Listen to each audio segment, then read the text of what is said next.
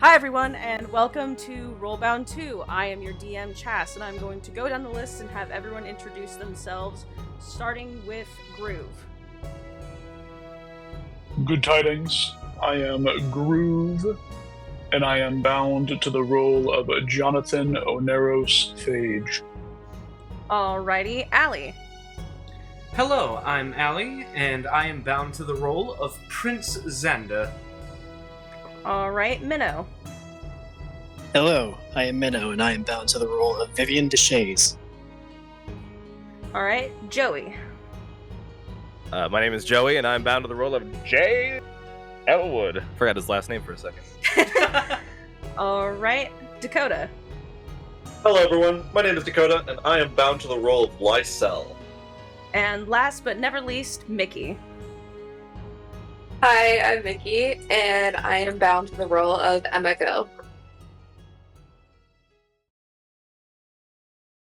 But where we last left off, officially this time, you guys had come upon this area where it was slightly more rocky, and there were less of the mushrooms and plant life surrounding you, and there was this area where there were a bunch of holes in the cave walls and ceiling.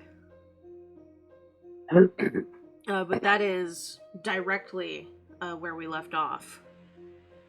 So, now that I've caught up on that, Xander, did you want to use your Umber Hulk repellent? Yes.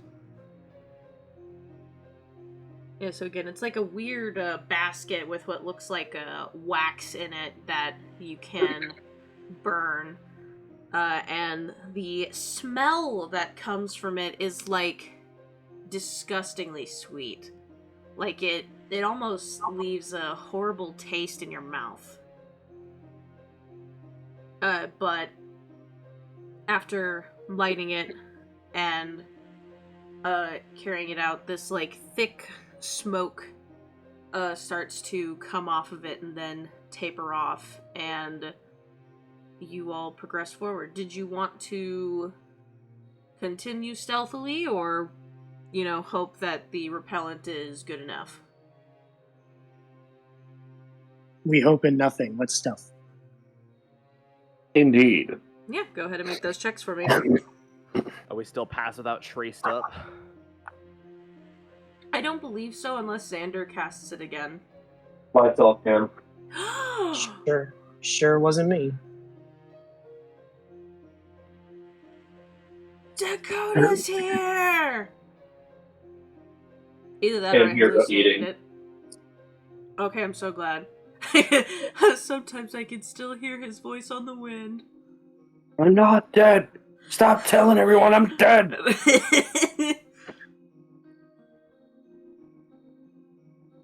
Yeah, so you guys do have Pass Without Trace.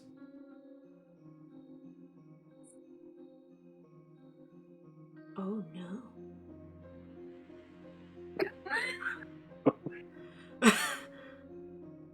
So we are pass without the trace, is what I'm getting at. Yeah. Minnow, are you sure Oh, that we we are? total? No, I am not then. Okay. Oh man. Hey, yo, check that out. Look at that. Look at first roll of the day. Let's go. Oh my god, no! Oh my god! No. Reaper number. No. Wait. We've rolled Reaper numbers.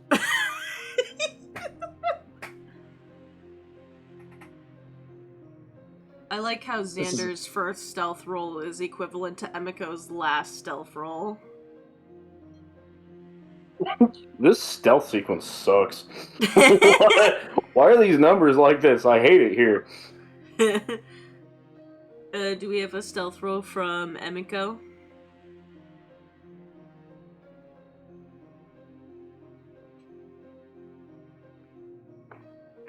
Mickey fucking died. Yay! Oh. Hey, that's it, 20 gang, let's go. Is that with Pass Without Trace? Oh, this is so cursed. Oh, no.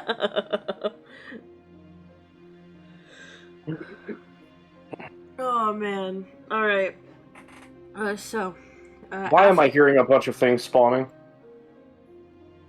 I'm so glad I have tabletop voices turned off. But as you you light your repellent and you start to creep your way, there's not much necessarily to hide behind, but the rocky formations in this area kind of cast these like long and strange shadows, and so you're able to weave through them. And I would also like, this is really for anyone who wants to, or everybody, someone make me a perception check. Nope. I got a natural. Xander doesn't see shit. Yeah, as you're all kind This of is somehow Joey's fault. Today I believe it.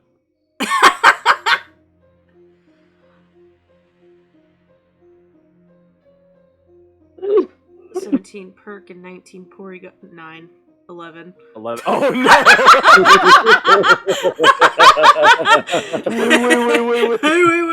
Wait. Oh my god, okay. Yeah, that sounds like something I'll never forget.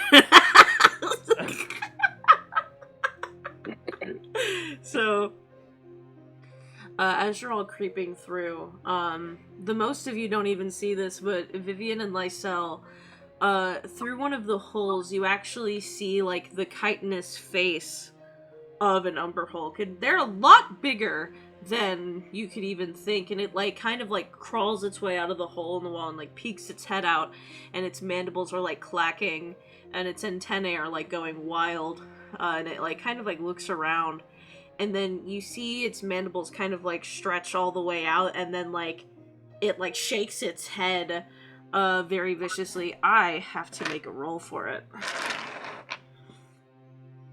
But because of the stuff, this roll will be at disadvantage.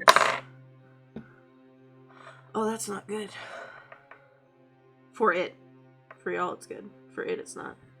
Yeah, so you see this creature, like, lift its head out, you know, as if it's, ready to skulk around, maybe hunt, and then this smell hits it, and it hisses and scuttles back into the hole. It failed its con save, so it doesn't want anything to do with anything going on out there. And this goes on for about maybe 10 minutes of stuff like this happening, to a point where it's not just Lysel and Vivian seeing these creatures anymore. You see that they kind of skulk out of these, like, cracks and caverns in the wall that are relatively large, considering they can fit these Umber Hulks, and they're kind of, like, just scuttling around. And again, you guys are clinging to shadows, and sometimes they walk to, like, the very edge of, like, where you all are stealthing. Before the end of this, I would like one more stealth check. You gotta be fucking joking. Well, that's fucking crazy. 2 in a row. Oh, wait. I forgot. My bonus is higher than it used to be. There we go. 16, 23, 26, 31.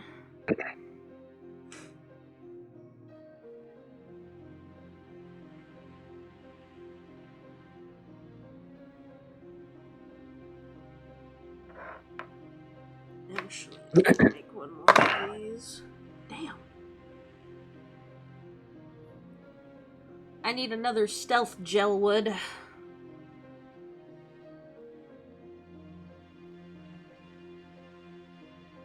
Gelwood's dead.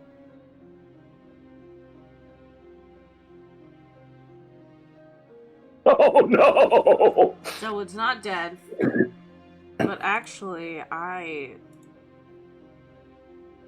yeah, so here's what happens in like the ending half as you're crawling through the Umber Hulk nests.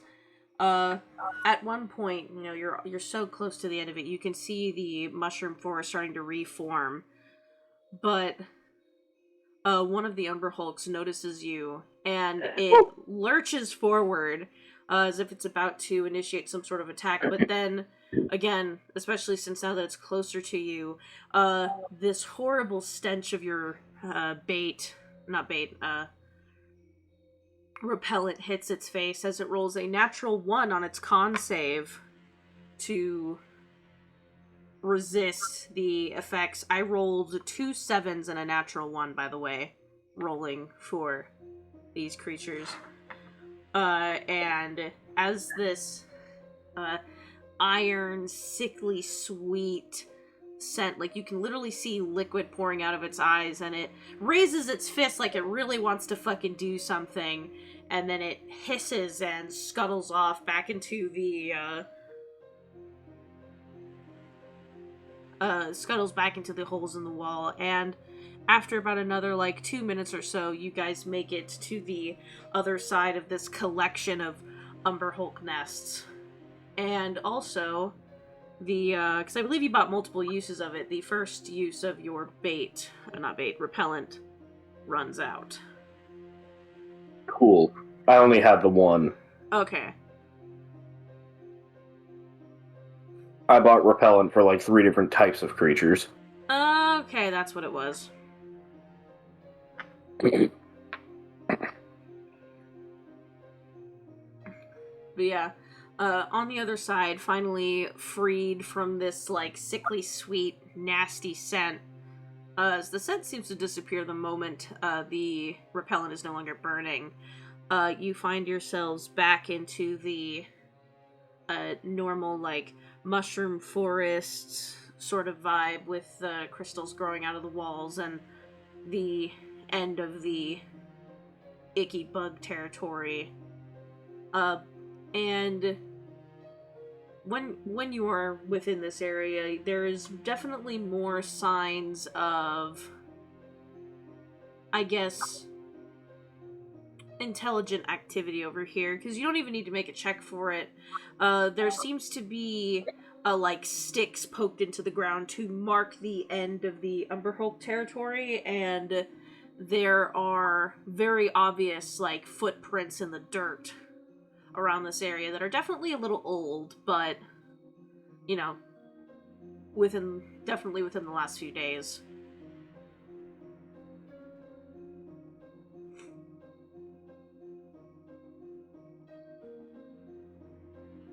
I guess we follow? Question mark? Yeah.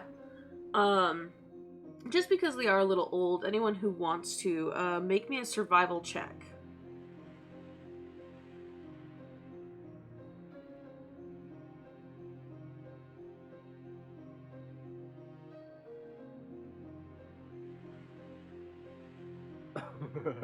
Sir Vivian. Sir Vivian. Vivian, What's this giant ball for?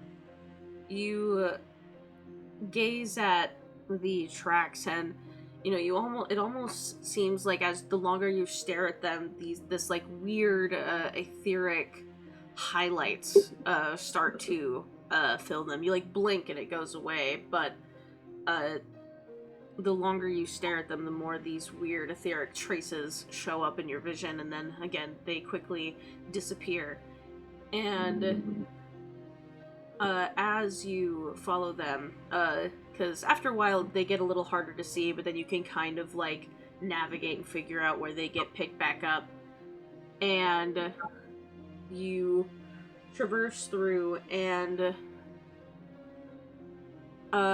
if you guys want to proceed stealthily, I will need just one more stealth check, but if you don't, because you just, you know. Oh my god, I need to play the fucking lottery. Why?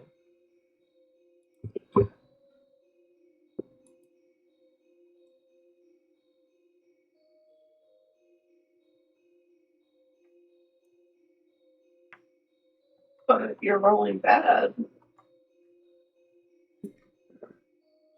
Stealth, Vivian.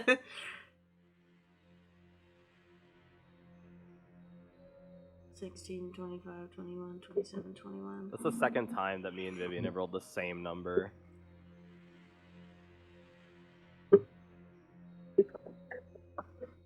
Oh wait, never mind. I rolled the perception. Yeah, no, it was, 20 stealth and then 20 stealth. Yeah, that's the same time. Yeah. And it was one more than the previous time that we both rolled the same number. That's crazy. Too much pattern recognition, too much pattern recognition, too much pattern recognition. Yeah, I'm a gamer. How could you tell? Mateo, get here. You're going in the NPCs that I like corner.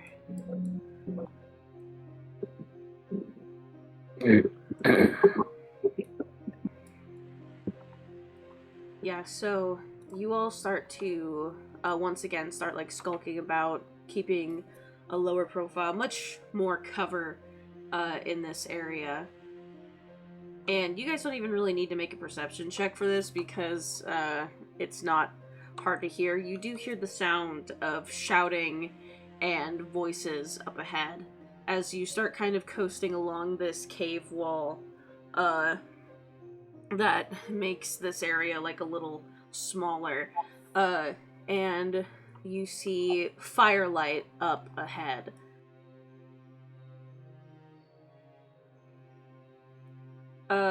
This is to indicate that this structure that they're standing on is 15 feet up in the air.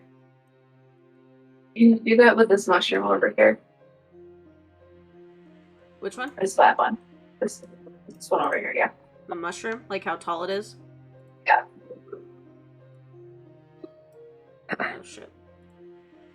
Oh god. Didn't mean to do that. Oh.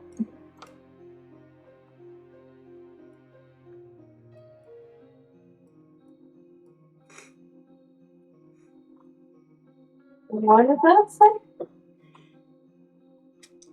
20! 20, okay. It was 201, and I was worried.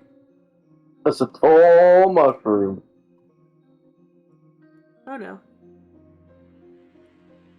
Oh, there's a bitch up here. That was me, don't worry about that. Oh.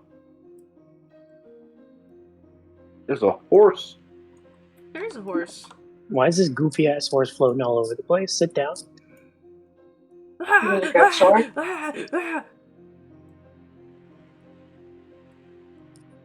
Okay. Ah!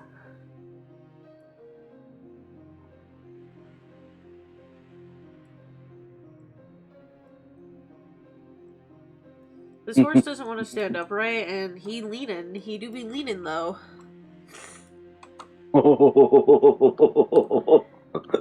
He a crooked boy. Okay. I have one more bitch. Allie saw a slightly tilted horse, and she is so close to the edge, and it's threatening to push her over.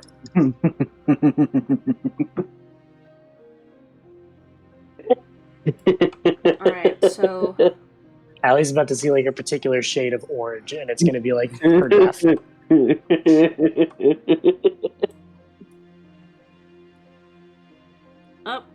Up. There we go. We got him upright, boys.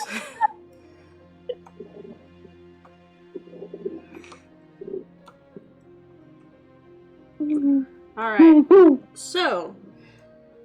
I can't set that all up with the thing upside down, so I have to fucking... Mm-hmm. So, as you guys are approaching, again, kind of stealthed.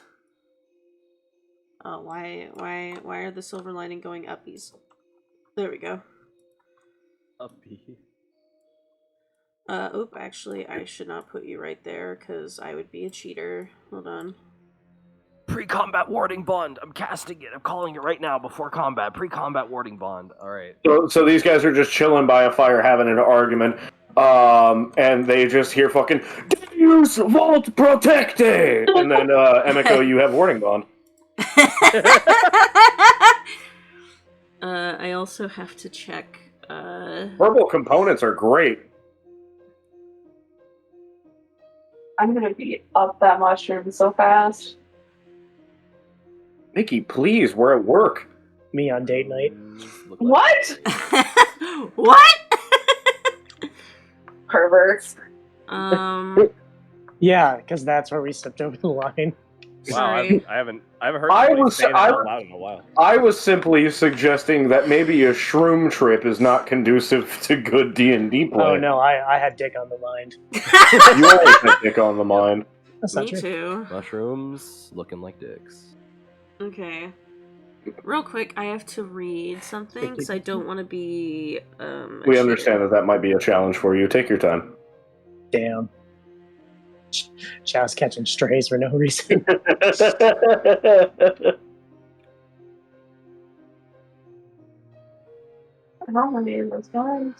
hope this combat goes well, because we're not in a great place if it doesn't.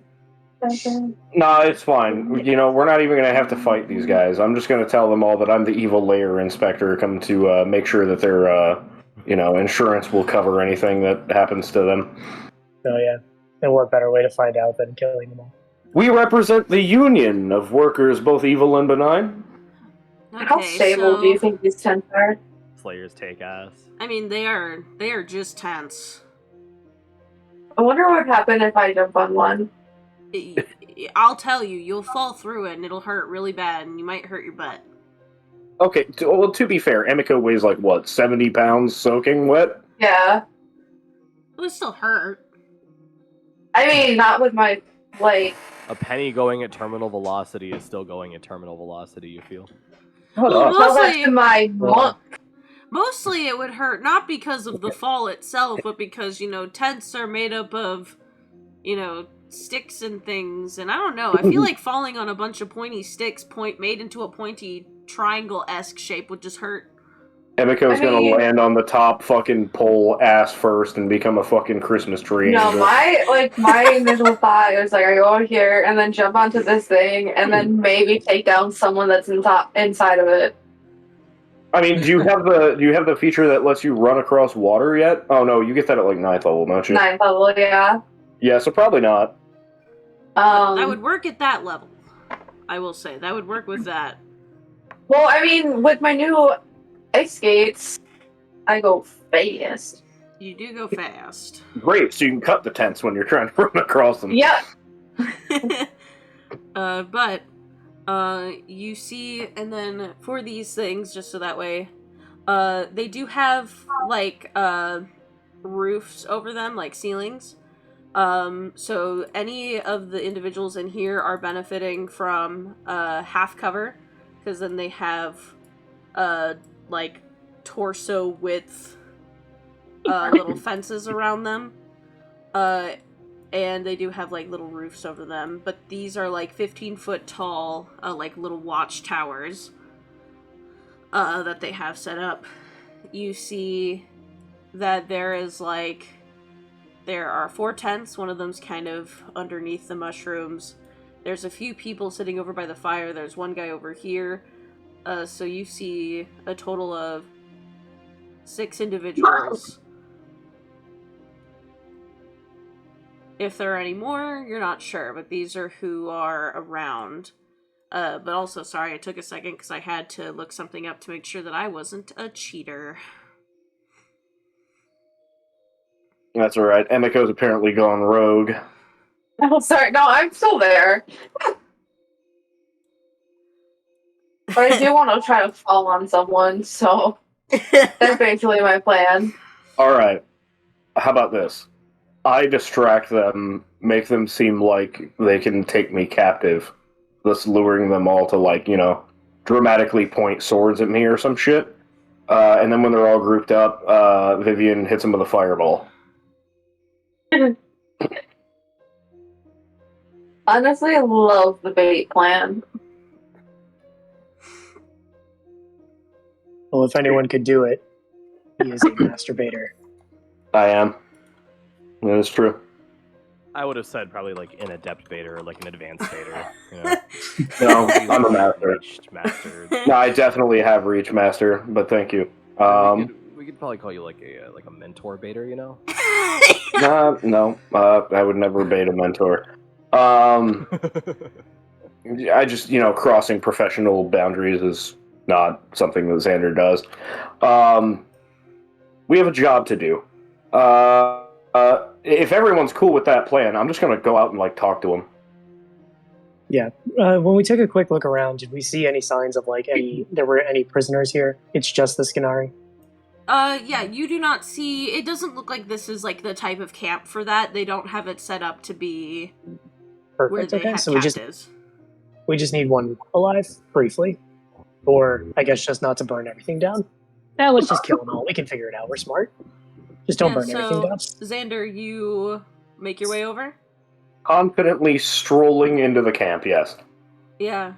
You see this individual in particular, their eyes widen, almost like they have... I have to make sure. Oh, one quick thing. Before I walk up to him, Xander's going to pull a bottle of whiskey out of his pack and a whiskey tumbler. He's going to pour himself a glass.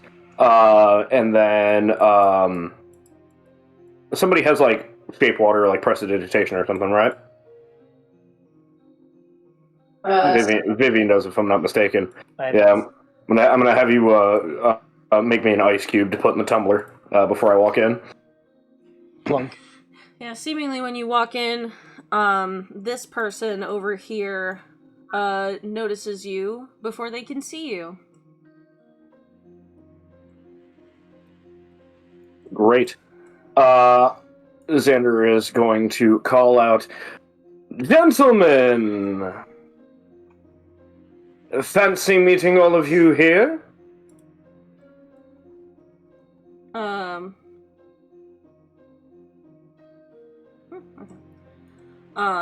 The mage lifts up a wand and looks to this bigger guy standing right here and nods to him, and he kind of starts to lumber forward a bit and says, "You don't belong here. Best be going now. This isn't a party, after all." Oh, I'm quite aware. I actually came here for, let's call it a parlay.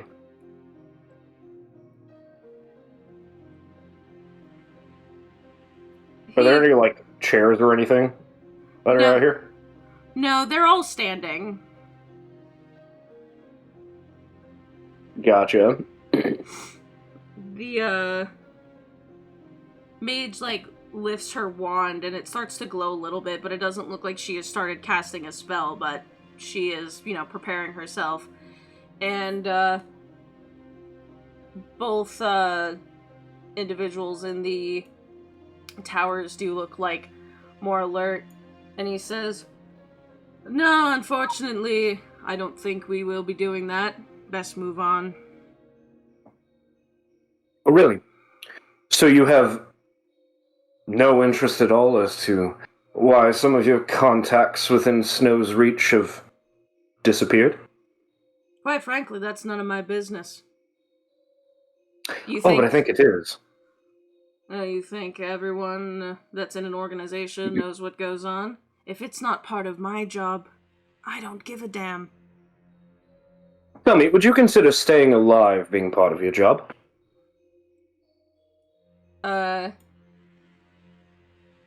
He, looks back to the mage, and she lifts up her wand again, and she says, "You have one more chance to move on."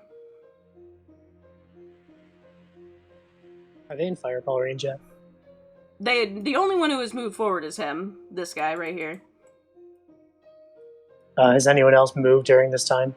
Any of our allies moved around or anything? I know Emika wanted to get the drop on someone. Did she move? Yeah, I mean, if I could have been moving, I would have liked to try to get up this mushroom. Would you like to try to do so stealthily, or do you... Yeah. Okay, make But me a also, stealth check. I'm running super fast, so I'd probably take a disadvantage on that. In order to stay stealth, you have to be moving at half speed. Yeah, so... I would, if you want to try to do so, hastily, or without being noticed, do make that a disadvantage, but you can make a stealth check. I'll do that. Still plus 10, I think. Yeah. Is it possible to get within 60 feet of the mage while being stealth?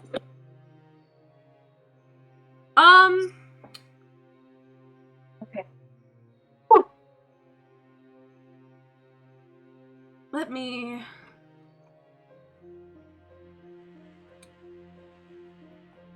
No, but for a very specific reason.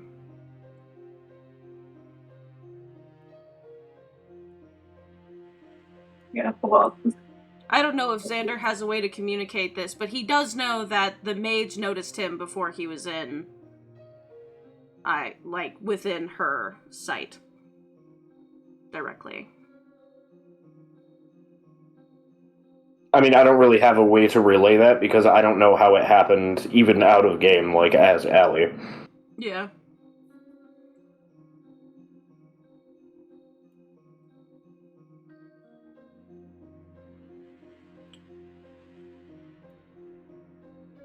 Did you give me that stealth check, Emiko? I'm so sorry. Yeah, it's 31.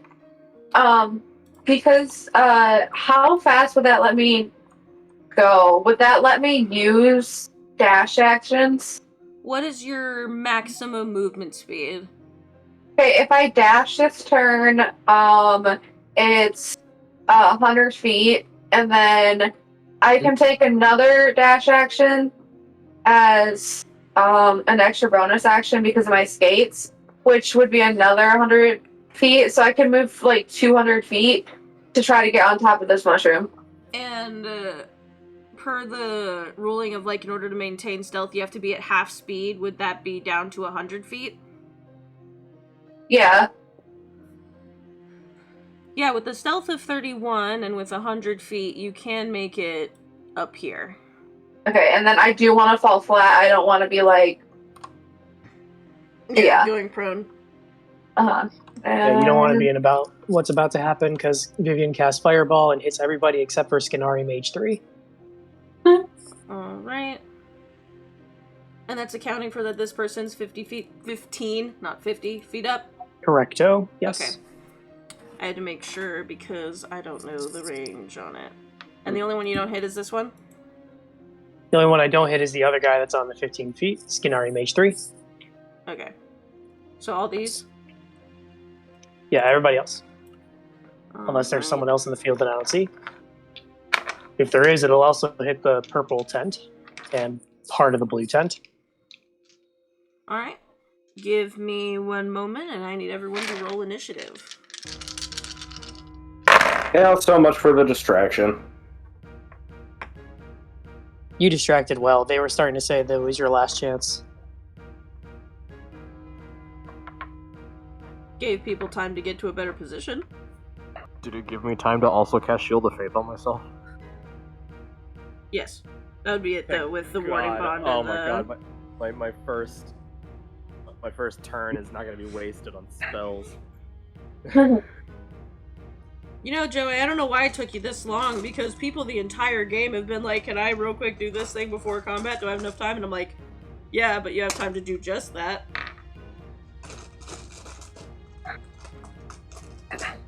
Sorry, I can't hear you over the awesome sound of my sword nebula being unsheathed from its scabbard. What's your, spell save DC, Vivian? Like a billion. 16. Okay. So... No solutions exist outside of murder.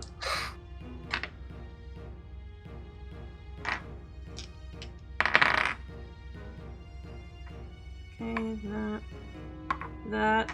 Ugh. Absolute dog shit roll. Bonk. Well, at least you know the tents catch fire, so if anybody's in those, they're gonna have a bad time. True. Also, these wooden raised platforms that they're on. Yeah.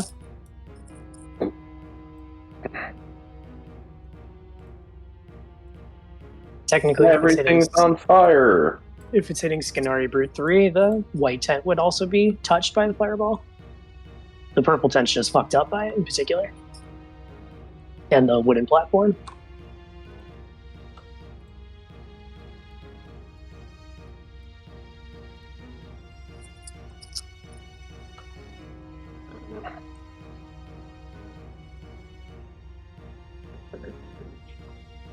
Okay.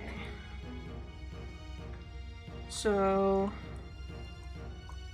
this guy and this guy are the only ones that succeed. Okay. There's a lousy roll. If they fail, they take 24 points of fire damage. If they succeed, they take 12.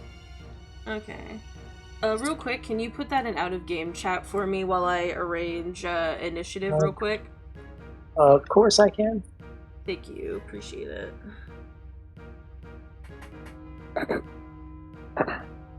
Just so that way I don't, forget. So, first up is in initiative is this guy. Oh, you got higher than a 19, fuck. Yes. Okay, no, that's only for that. Got it. So, he is going to shoot at Xander with his longbow. Oh, fuck. Okay. I have to remember I don't have a dice box anymore, so I'm gonna roll this way. Okay. That is a 20 not nat to hit. It's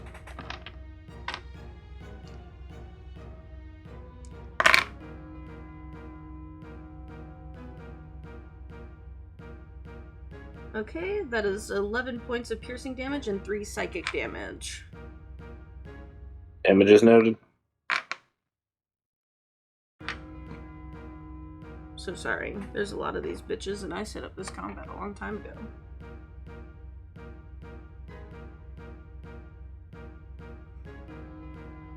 Real quick, going to do a firebolt at Xander. If she's, yeah. Who is? This bitch.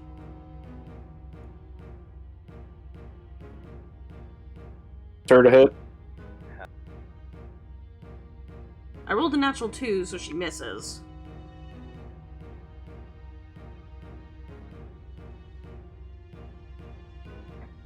And then she is going to...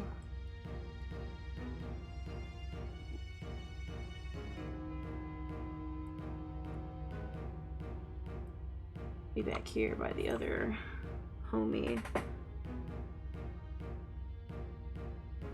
Alright, after that it is Jay's turn. Who's? Jay. Okay. You. I thought you said.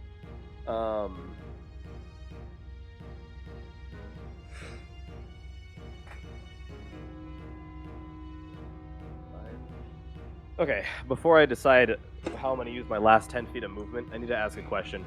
Are these platforms that they're on, these towers, are they actually made of straight up wood? Yes. So, what I'm going to guess is that means that they're not, bolted into the ground, right? They're... No. They're No? they're posted into the ground a little bit, but they're not bolted in, you know? Okay, so... Could I, theoretically, if I walked up to it like this, could I try to throw it down to the side? Like you want to try to knock it over? I want to grab one of the posts that it's hanging up by, and I want to throw it to the left, and I want to try to knock it over by pushing it downwards and to the left. It is more secure than that, but you can, make an attempt to try and, because it's also on fire. Since it's on fire, you can make an attempt to try and, sway what direction it falls. Then, in that case, since I ran up to it like this, can I just do like a charging shoulder tackle into it and see if I can just knock the fucker over like that instead of trying to pull it? Yeah, that would be a pretty hefty DC athletics. God, I just bit my tongue. Athletics check. That's okay. I'm gonna channel divinity to put on Peerless Athlete. Huzzah! Huzzah! Hey, look, Joey, your subclass. 27. The DC was 25, so yeah. What way are you trying to make it fall? I wanted to make it fall to the left if possible, but with a running start, I don't know if I'd be able to do that. Because if I'm coming at it like from like this angle, you know, or like from this angle, then it would probably just fall over like this. Likely. Also, you wouldn't want it to fall this way because you don't want Xander to be collateral. Like, it wouldn't fall on him.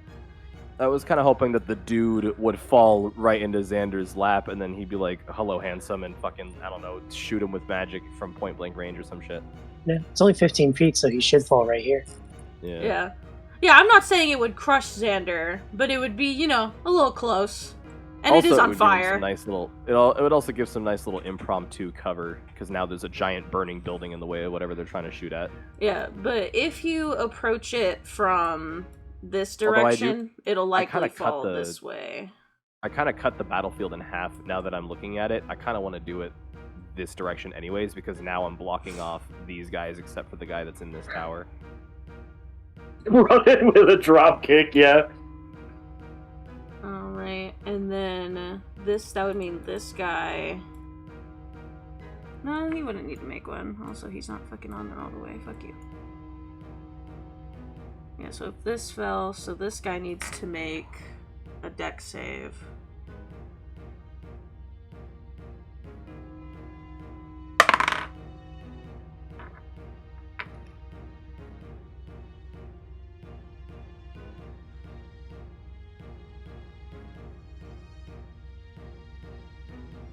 No.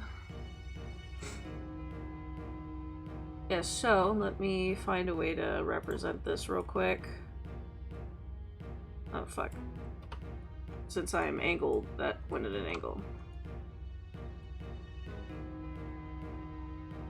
So this thing is actually now right here and is on fire. This guy is now actually prone right here.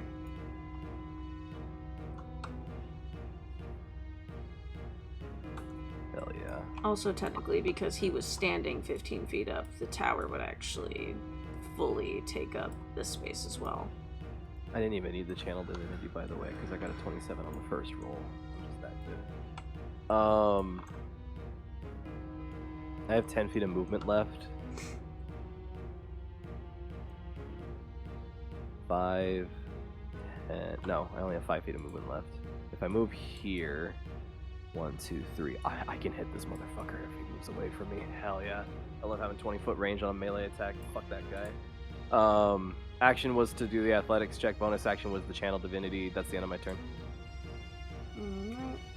And I used every ounce of movement to get into the range of the Skinari swordsman on my right there. So if he decides to move out, then he gets a paddle-in with a sword that has the coolest name in all of existence. There you go. I covered this up with an almost similar color, so that way... There we go. Alright.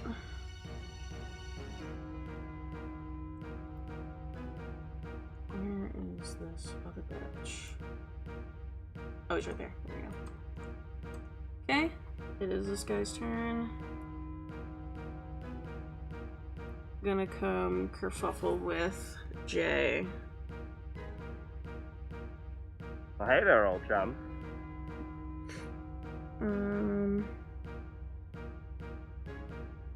No, we'll do this.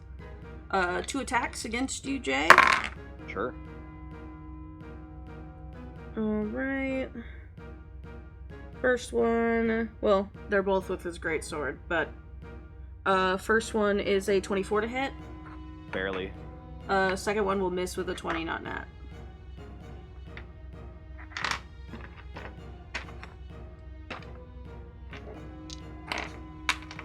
actually. Okay.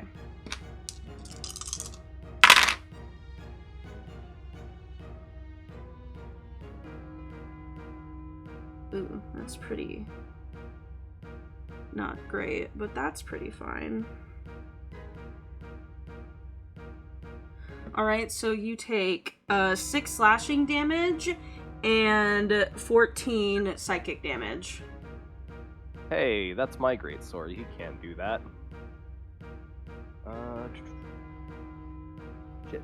I don't have anything to prevent psychic damage. Okay. You said 14? Yep.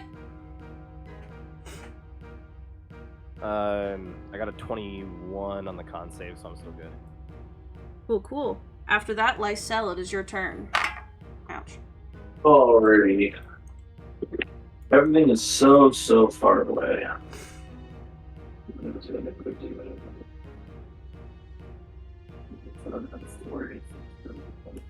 Yeah, like all the way up there, but I don't think that's gonna be. Yeah, we're just gonna go 5, 10, 15, 20, 25, 30, and then we're gonna take the dodge action. Well, Bonus action chill the pit. if you want, Dakota, I can get that mage to you, I think. If you want to hold your action to make some attacks.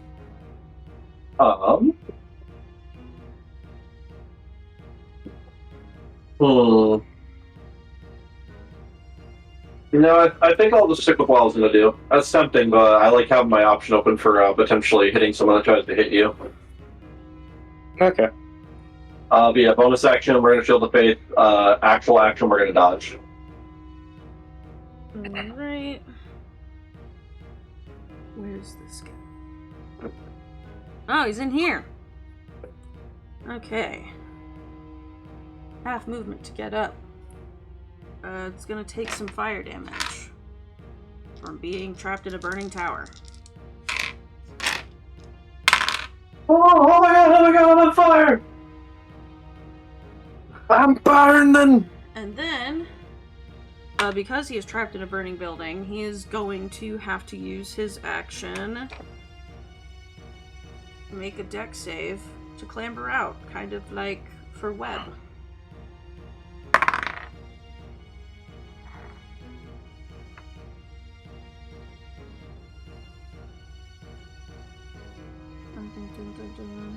It does succeed, so he... But... he is already bloodied, and also at an even number of health, and I really like that. But that was his action, so Emiko, it is your turn. Okay, so what I was thinking is Emiko is gonna start skating around this mushroom in like circles. Mm-hmm. And then to pick up speed for like a jump, like a long jump. And I'm like prepared to like offer up all of my movement this turn. Just You do have, like, the aerial advantage here, so if you wanted to jump, you will make that jump. yeah, so, yeah, Emika's gonna start, using her, bonus action to dash, or, just, like, movement speed to circle around this at least 10 feet, probably, like, 20. Is that possible? Yeah, where are you wanting to jump? On the map? And then I want to jump on this guy. This is 20 feet. I mean... What's It's like... my strength score is 10, so technically I can only move 10 feet, but this is like a little bit over 15 feet, so I was just like worried. Or like 20 feet. You're also pretty high in the air. I think you could make that jump. What is there's a check, is there a check normally with jumping, or is it just, yeah. I mean, there's like strength-based, because it's a strength-based skill, you can do strength, or you can like, acrobatics.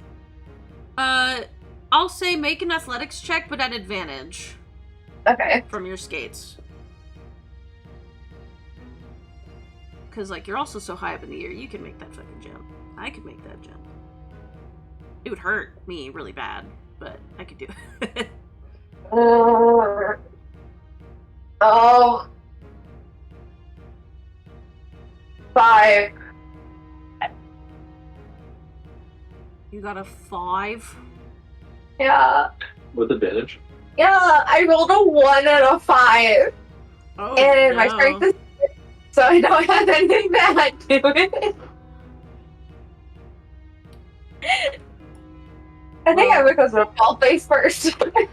Yeah, you make it about right here. Right here. Sorry. That's where I wanted you to go.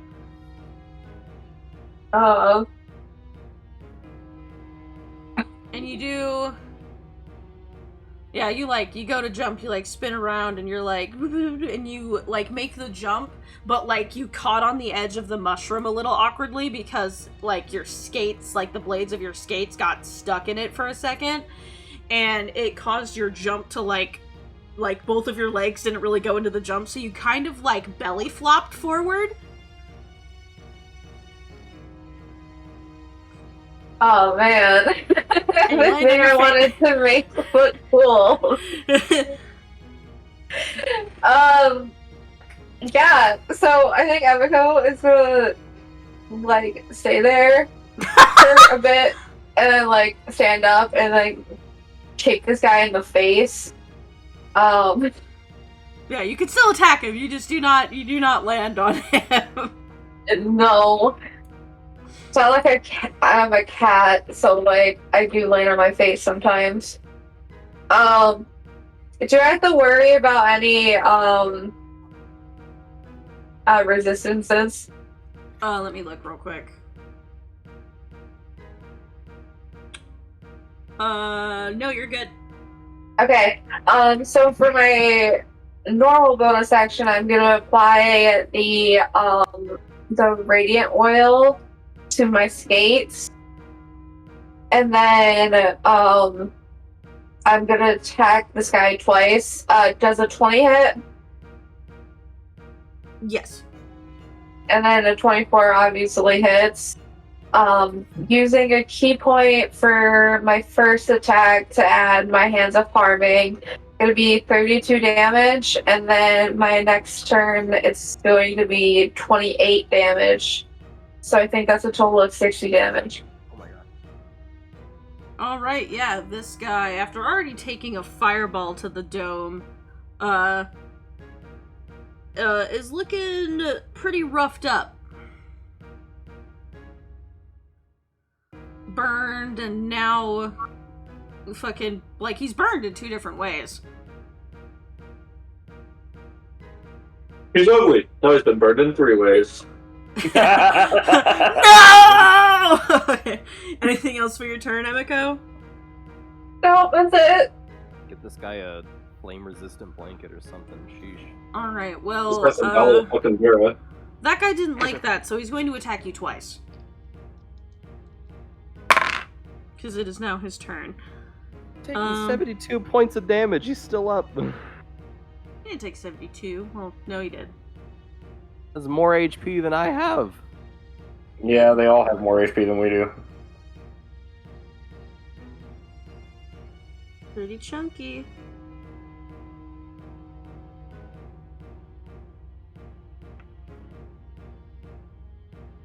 Welcome to Alright. 5e, Joey. What? I said welcome to 5e, Joey. So the first attack is a 24 to hit.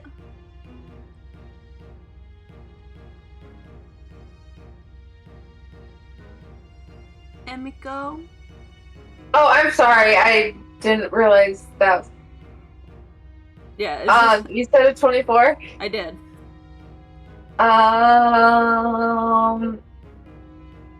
This guy looks beefy, right?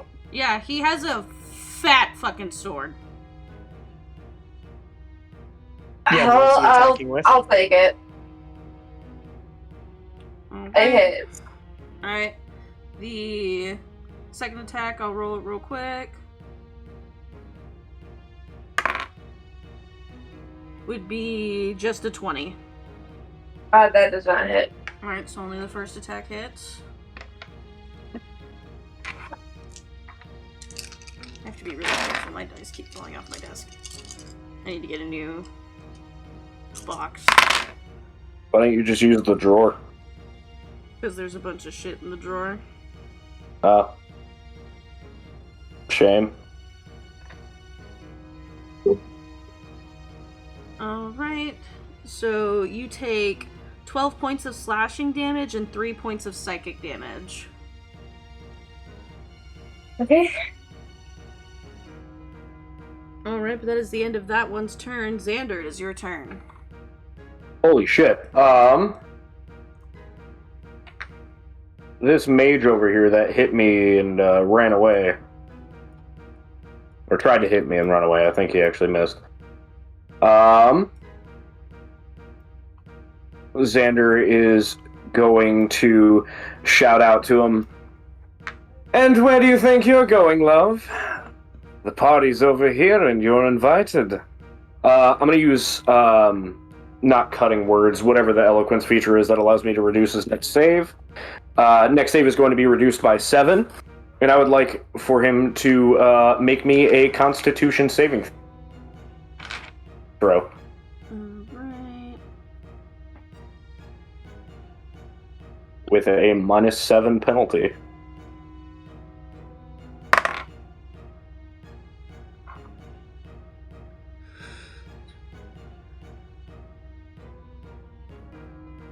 That is a 14. Cool.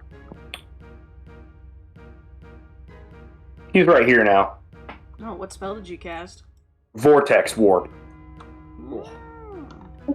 Yeah, so what happens is the ground literally just opens up underneath him and he falls in.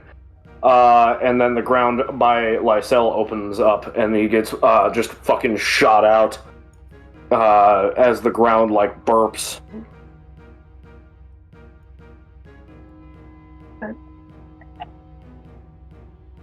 And that is the end of my turn. You altered him. Alright. It is now this one's turn. Let's see. I believe they can do that, but I'm not sure. Okay. So...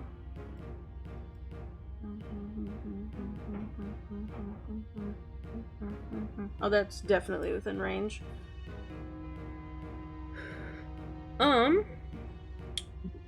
I need Xander and Lysel to make me a strength saving throw. But why? Because the mage over here is casting pummeling water. Oh, they're definitely within range. Fuck. I'm a goober. Oh, my strength saving throws are not the greatest, but you know, they're not the worst. It's an 18.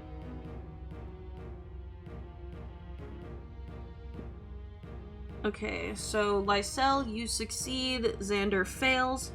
You see this mage like swirl her hands kind of in front of her body, and this big mass of like water kind of pulls from like any nearby plant life into her hands, and she fucking like fucking dodgeball chucks it at you. As she casts pummeling water. Which page was that? Huh? Which page was that again? This one. Okay, the one all the way over there. Yeah, the one in front of you already had their turn.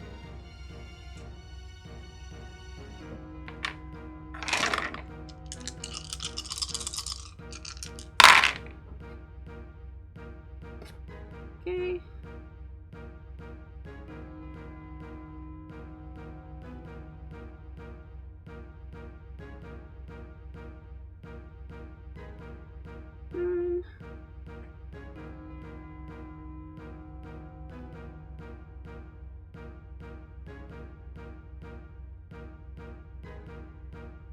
Okay. Did you say we took damage from that?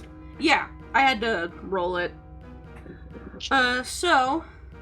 Xander, you will take 35 bludgeoning damage and be knocked prone. Lysel, you will take half of that and you will not be knocked prone. Oh, I'm down. Bonk.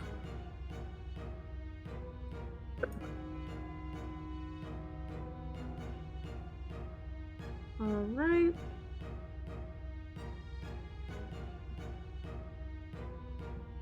But that is going to be the end of that one's turn.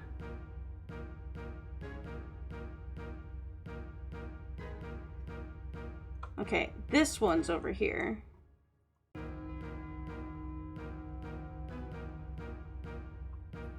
Okay.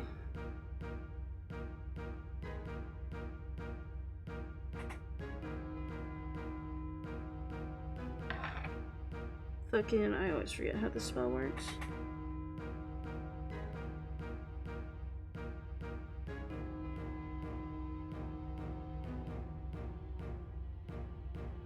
Okay.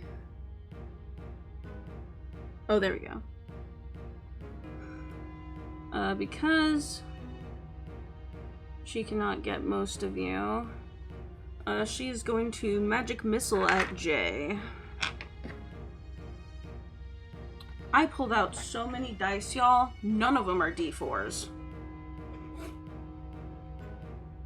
Okay, 2 of them are D4s. It really do be like that sometimes. Oh my god. I know I have several D4s. I have as many D4s as I have any other die. Where are they? Okay, I found them. Okay.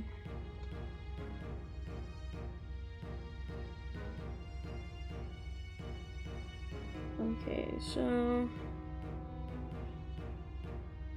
Okay, there we go. 3! Dunk. Oh, okay. That's kind of lame. Alright, Gelwood. Yep. Yeah.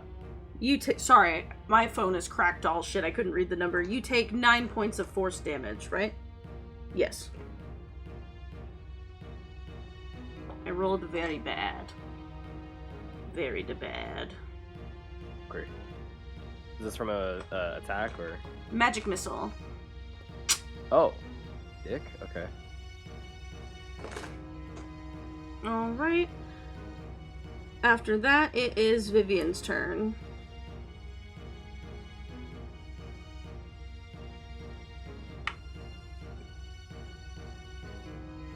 That's impossible. I have a 4 initiative. I'd never go. 1 second. Okay, first and foremost, Esme, the pro, flies up to Xander. Does Xander have a potion on him?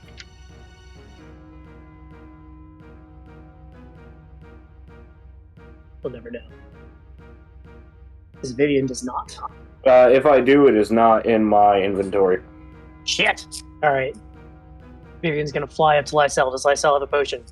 Yes, I saw the potion up here together. Okay. Making sure that my familiar can do this. 1, 2, 3, 4, 5, 6, 7, 8, 9, 10. Okay. Chas, would you say object interaction to grab potion from Lysel and then action to feed it to Xander? Yep, that's normally how we rule it. Great. Bird. All of a sudden you wake up, you feel little talons in your mouth and liquid rushing down your throat, and you look up and you see Esme poking you in the face, responding with a single condescending paw. And after that was Esme going. We are now going to... Man, I didn't really measure too much because I assumed they were going to move a lot, but I actually didn't really need to. Chas, what square is Skinari Swordsman for in? It is important.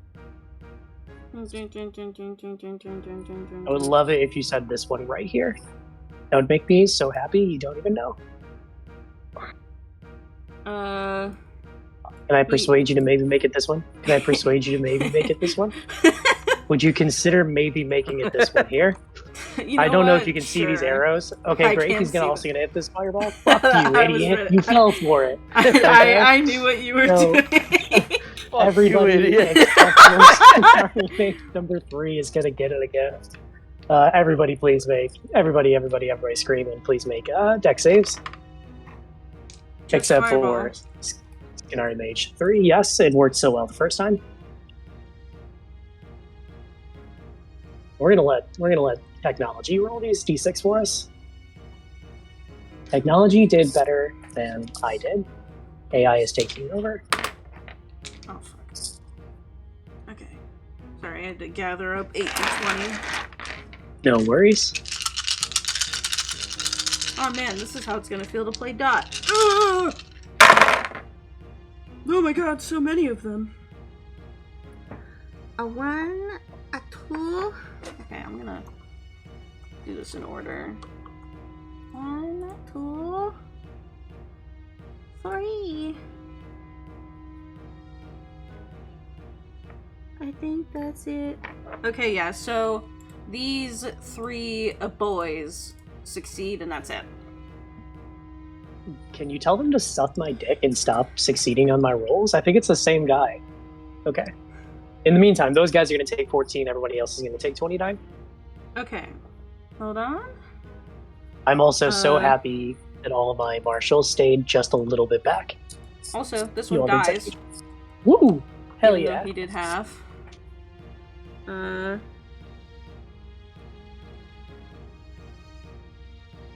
You said it was 14 for half?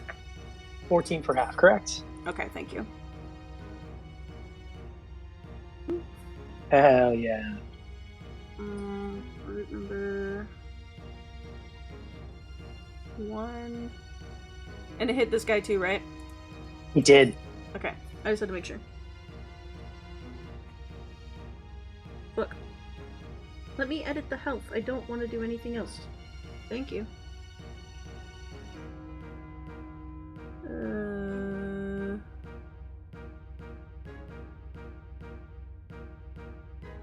No, this guy.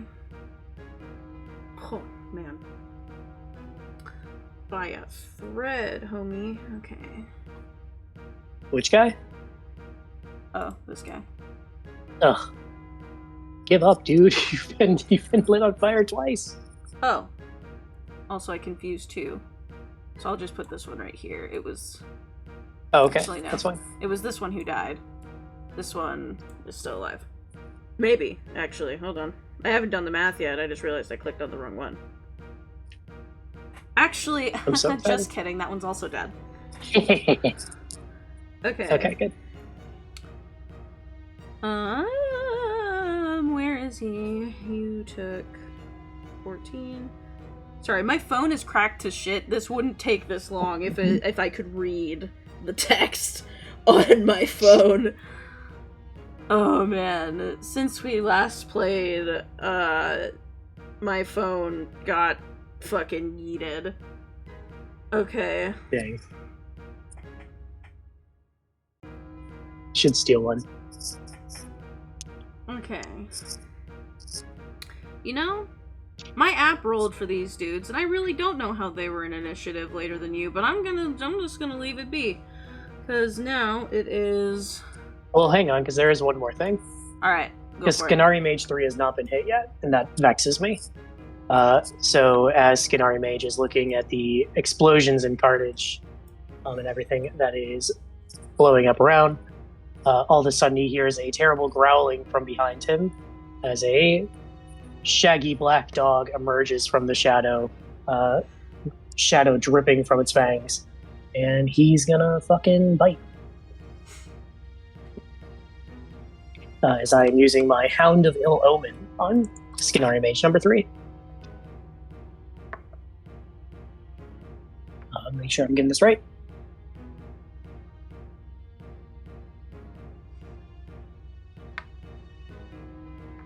Yes, okay.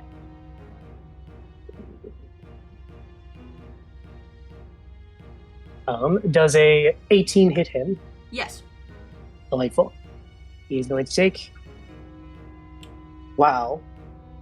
He's going to take 5 points of piercing damage. Also, must make a strength saving throw. Ooh, not good at this. 1. Alright, he is prone.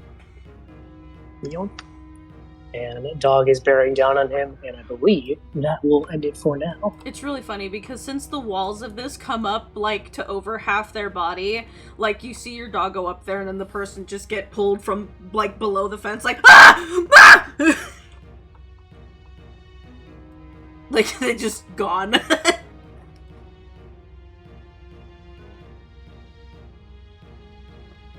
Comedic crunching noises.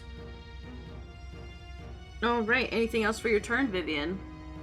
Negative. Alright, it is this guy. That was fucking fucked up, so... Oh fuck, I forgot. Fuck.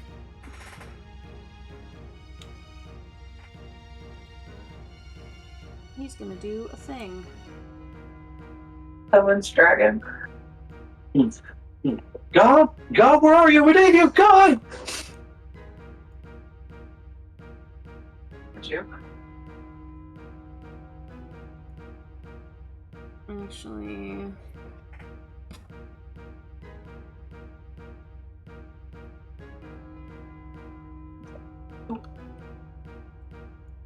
Why is this Bidoof here?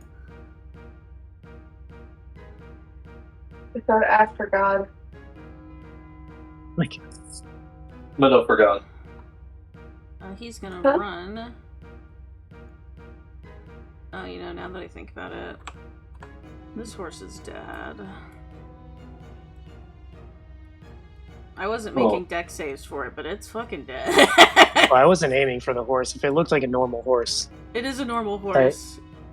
Okay, he actually would have been outside of it anyway, because the point ends at Skinari Swordsman 1. Okay, I was just making As sure. far as 'Cause it that goes, would have no. been 2 fireballs, and they would Yeah, have no. killed him.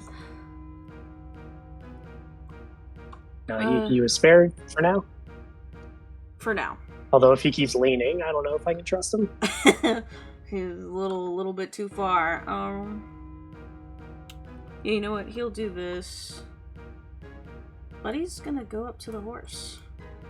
It's because I don't remember off the top of my head, and I know some of you have done more mounted stuff than me. It's an action to get on a mount, right?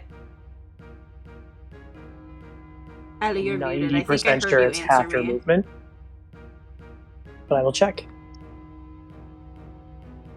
I'm just confused right here.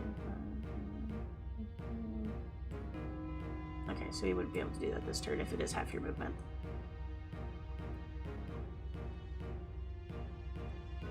Well, it would if he dashed. I know how math works. You can mount a creature that is within 5 feet of you, or dismount. Doing so costs an amount of movement equal to half your speed. Okay. So, boom. Will this work? No, it won't! Okay, in spirit... No, come on.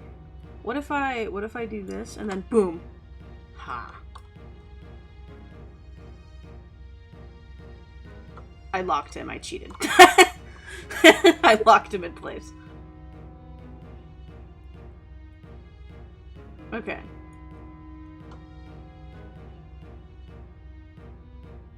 And then, oh god. Okay, I actually do need, because the point I'm trying to make is that he is trying to dip. That is the point that I'm trying to make, is that he outie. He outie. Absolutely not. He outie. He outie. He outie. He outie. He outie. This horse is pissed. Okay. Understandably so. There's just 2 explosions, and now there's an angry man quickly mounting them. No, this horse is like not fucking happy. You can see in its face. It's like, man, fuck you, dude. There's fucking fire. I haven't been fucking given an apple today. I'm fucking pissed, bro. Leave me fuck out of here. I hate you. Alright. Okay, sorry that took so long. I was trying to remember the shit for the shit. and could not remember the shit. Oh shit. That's some bullshit. It's a lot of shit. Okay. This guy... I don't think he can really do anything about it without getting fucking bonked. So... Oh shit, I don't even think he can...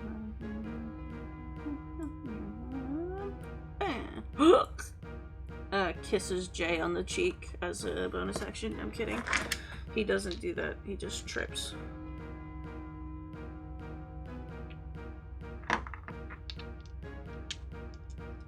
Two attacks against the J-Man. Okay. Okay, I'm just kidding. One attack against the J-Man. Actually, I don't know if that hits. What's your AC? 24. No, that will not hit. Yeah, so this guy, like, runs up. You know, there's a fucking big fucking flaming pillar in the middle, so his not anywhere near as cool armor is glinting in the light, and he raises his...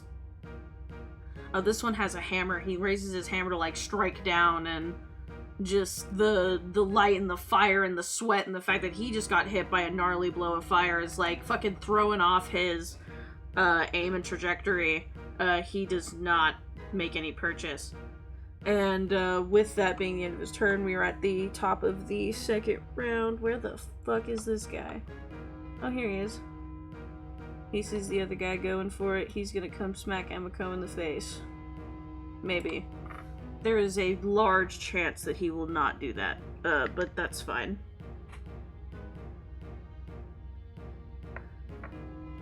Okay. Ah! Emiko, what's your AC? 22 at the moment. No, that does not hit. That is a 16. So he comes up and he, like, raises his scimitar to, like, swipe it down at you, and you just nimbly kind of, like, swoop out of the way. Doing a little jig on your skates, like, nah, fuck you, bitch. Don't touch me. Alrighty, Jay, it is your turn. I'm attacking Greatsword motherfucker twice with Nebula. Get his ass. 23 and a 24 to hit. Those both hit. Alright. And then... How many times can that fairy fire thing happen?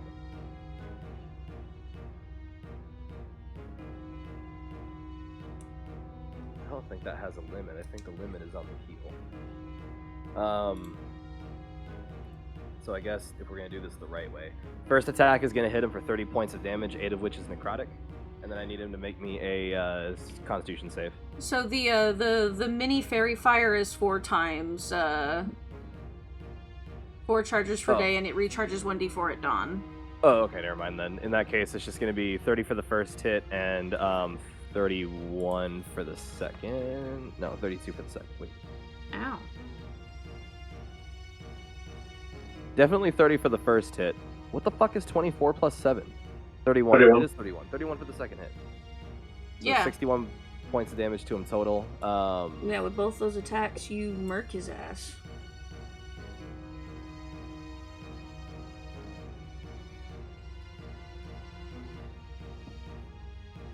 And then...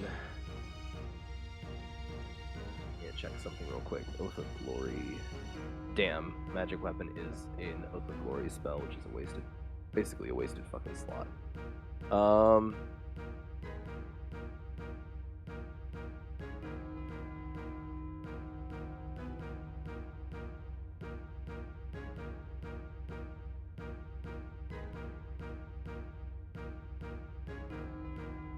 Yeah, I'm just gonna pass turn. Alright. That makes it Lysel's turn. Hey, it's my turn. Am I able to see through this fire? Not to Can the other... I see him? Can you see who? This guy? Over Yeah, on the here? horse. No, you would not be, because of how tall it would be while on its side. Okay. We're going to then move 5, 10, 15, 20. Can I see him now? Yes. Alright, we're gonna Misty Step. We're gonna make some attacks against him. Ruru. These are gonna be with Break Weapon Master. Roro. That is going to. Let's see. What else have I been doing? So that is going to be a. I don't think a 16 will hit. So we're going to bump it up with my soul points here. Does a 24 hit? Absolutely. Okay, I want to even make a strength saving throw. Now I'll roll the damage real quick. Alright. You said he needs to make a strength save? Strength save. Alright. I have to look up. Okay.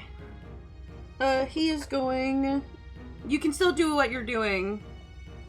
Actually, let me make sure the wording on this ability is correct, because I believe it's when he's hit. Yeah, so...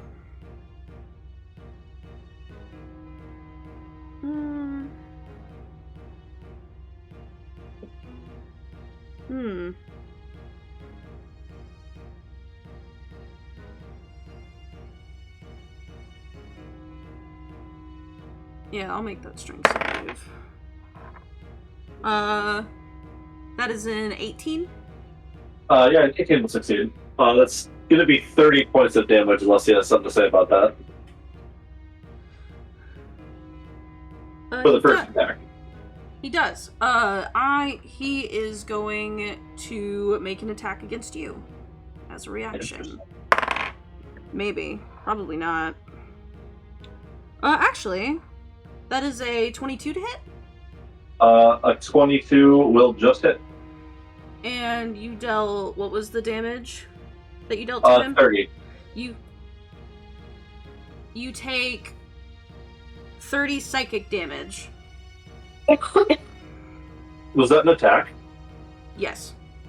Am I able to react to an attack that was a react to my attack? Yes. Wait, did he? Oh, okay. That is going to unfortunately miss with a natural one. The soul second.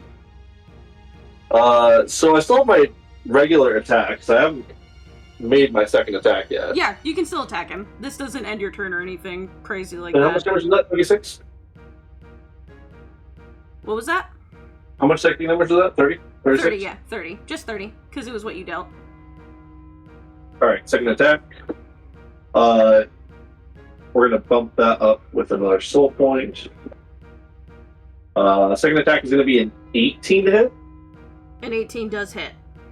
Okay, that is good to know. Roll that. That's going to be 16. No, that's not correct, right? 31 more points of damage. And that is enough to kill him. You come up and you two exchange blows, and then you, like, flip your billhook back around and you smack him off of the horse.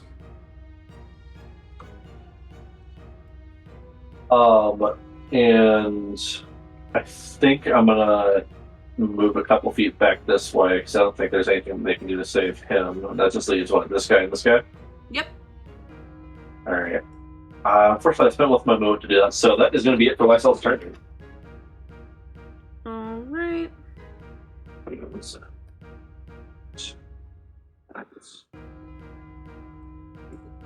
Okay. This guy is gonna get away from this fucking fire. Gonna make an attack against Emiko, maybe.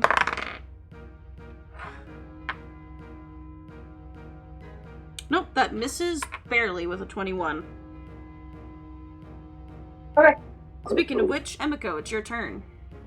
Okay. I'm gonna use a bonus action to flurry of blows. I'm gonna hit this one first with a 21. This one? Yeah. Okay, with the 21, that definitely hits. Okay, and then this one, it's probably gonna miss, but a 15. What was it? 15. That will just miss. Yeah, okay. So this guy that actually got hit is gonna take 9 damage. And then because of mobile, I am going to book it. Oh, not me. My guy! Okay. I'm gonna immediately use my bonus action to dash, and I'm gonna come over here. Well, I would probably take, like, the front of it. To get to this horse. And then I still have movement, so I'm gonna get on the horse.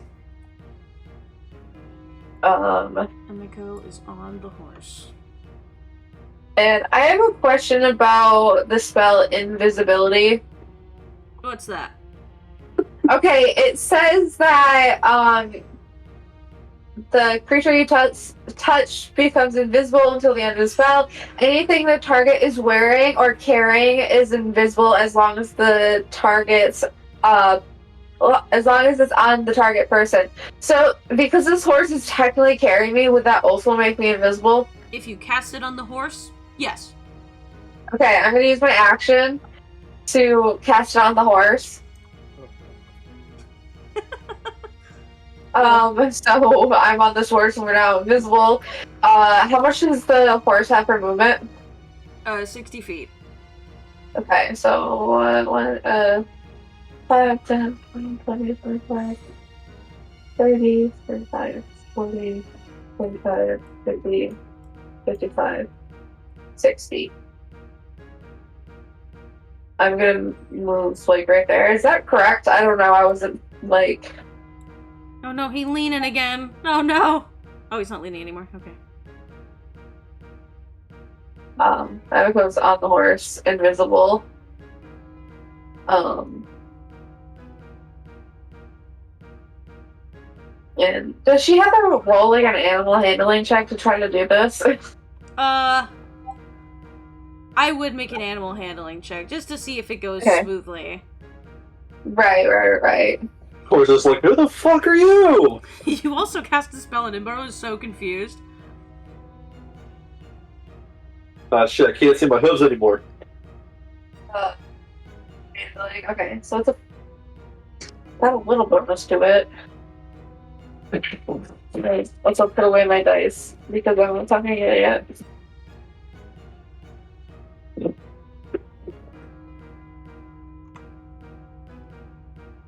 Excuse me. That's a 16. Yeah, that'll be enough. The horse is already kind of like freaked out, right? Like this guy, like there's things on fire. This guy jumps on him and starts trying to retreat. The guy gets fucking slapped off of him. And then you come up and you turn it invisible, and there is almost something about like feeling not there anymore that I don't want to say the creature is comforted, but it's like so it's at a level of freaked out where now it's running on autopilot, kinda. Like this horse is fucking out of it. Are you saying the horse is disassociating from this situation? Yes. Like This horse is overstimulated. Yeah, like he is freaked out, dude. So he kind of just like, you don't hurt him, you don't set him on fire, so he just lets you know, is like, also, the more this direction you go, the less fire there is. So he's just like, yeah, we're leaving. Oh my god, I'm so sick. Like, yeah, we're going away from the fire? We can go away from the fire. We're going away from the fire? Okay. I'm okay with going away from the fire. I like to imagine that Vivian is just, like, hearing all of this constantly. Horses aren't tiny creatures. Ah, dang. You're right. Alright. Anything else for your turn, Emiko? No, it's both my bonus actions, my action, and all of my fucking movement, so yeah. Alright. Xander, it is your turn. The dude by Gelwood, the Skinari Brute, Actually, I'm I'm not right beside two assholes, I guess. Yeah, fuck it. We're gonna Vicious Mockery on the brute. Xander is gonna use half his movement to stand up. Oh, You're not. going to look to the brute and say, I thought your organization was paid well, and yet you represent them dressed like that. Disgusting. Needs to make me a DC 16 wisdom save. Is this our baby's first vicious mockery? I believe so. Hell yeah. Okay, cool. Sorry, I had to read over Vicious Mockery to look for a keyword, and that keyword is not there. Is it flying? No. No, it's hexproof. No. That was convincing. It was charmed, thank you. Was that an elf? Just some random blow that says if you become the target of a spell, fly 30 feet up. Okay, so wisdom save. They're okay at those. Not if I roll a natural 1. Big 3. Cool. He's gonna take 8 psychic damage and have disadvantage on his next attack. Okay. End of my turn. Uh, 8.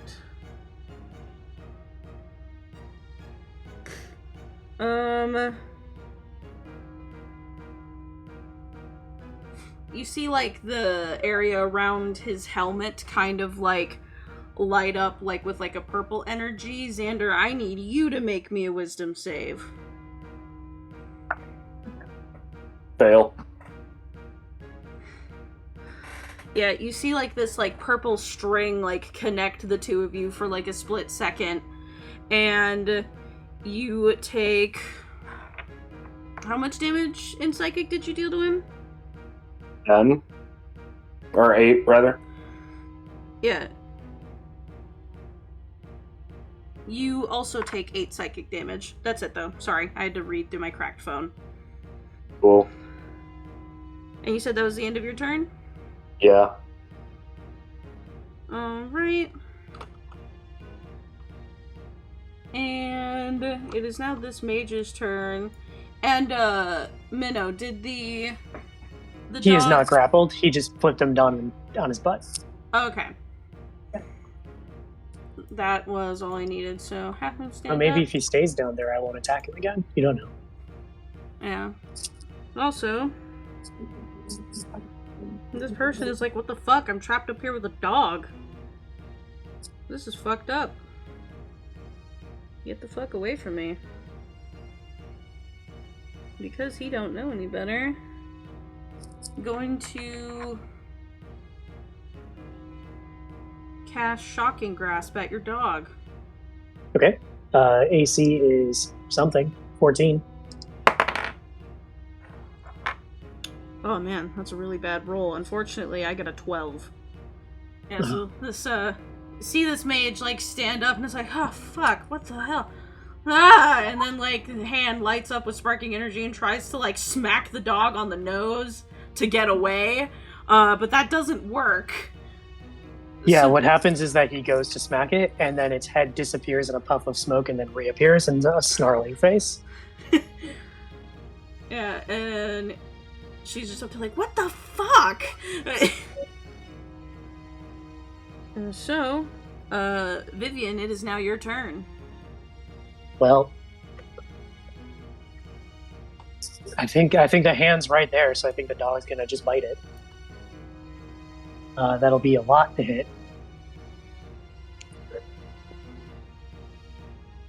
For a much better roll this time. 10 points piercing damage, another strength saving throw.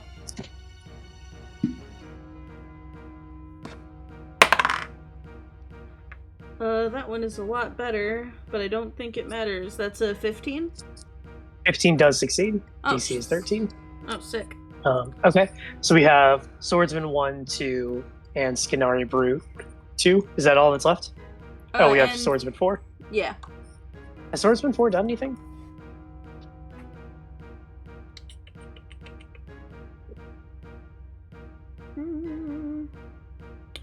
Oh, I'm a fool. Is he non-initiative? He is in the initiative, but I have him marked as dead. So he's dead. He's not supposed to be here anymore. Get the fuck out. Like, I don't Okay. think I accidentally marked him as dead. I think he took 2 fireballs for all of his health and died, and then I just Valid. left him there. Okay, so between Swordsman 1, 2, and Skinari Brute 2, who is hurt the most? Okay, sorry, I adjusted how I was sitting in my chair. This one is definitely hurt, because this is the guy that was trapped in the fucking burning tower when it fell. Like, this guy's fucked up. Okay, yeah. I am going to take that personally, that he's not dead yet. So we're going to hit him with a... Let's go liminal space. So that's going to be an attack roll on my part. And that's a lot. 21 to hit. Alright, I 21 hope it's- definitely hits. Yeah, it definitely hits. He's going to take 8 points of radiant damage. And the next saving throw, or the next d20 roll he makes, has a 1d4 negative penalty. Yeah, still he will be making that d20 roll in hell. He's Delightful. dead. Superb. Sublime, even. Yeah, the one guy took the horse and fucking biffed it, so... Okay, how's Skinari? Skinari Brute still has a lot of health? He's doing okay. Definitely bloodied, but not dying. Skinari Swordsman 1 almost dead?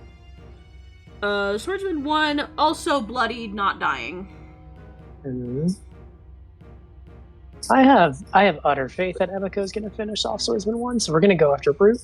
So I'm going to use Quicken Spell, then we're going to hit him with another Liminal Space, so we can drop his next d20 roll. I guess I have to roll a hit first, don't I? Oh, and that's probably going to miss with a 12. Yeah, that a 12 Ain't will that not just the hit. way?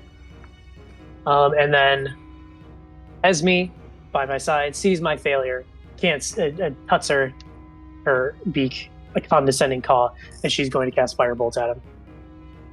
Oh my god, and she makes me look like a fucking fool, but she rolls a nat 20.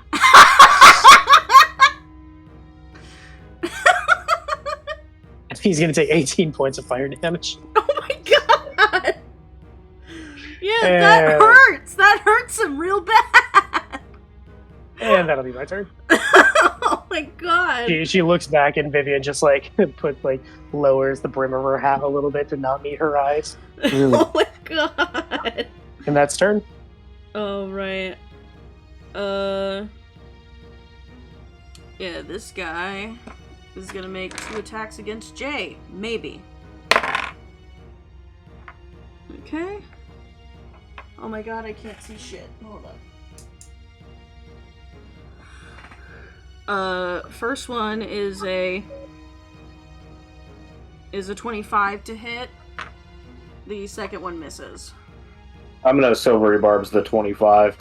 We're gonna give the advantage to Lysel.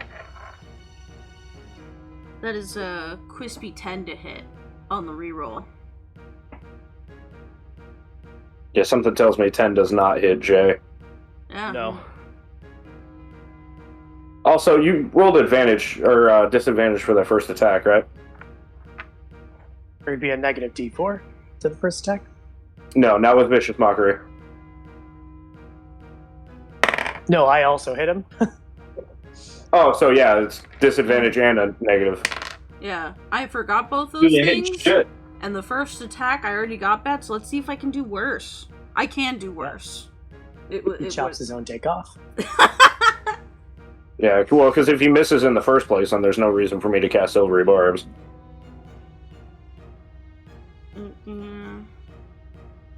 Yeah, save your silvery barbs. My bad. Okay, misses both attacks. That makes it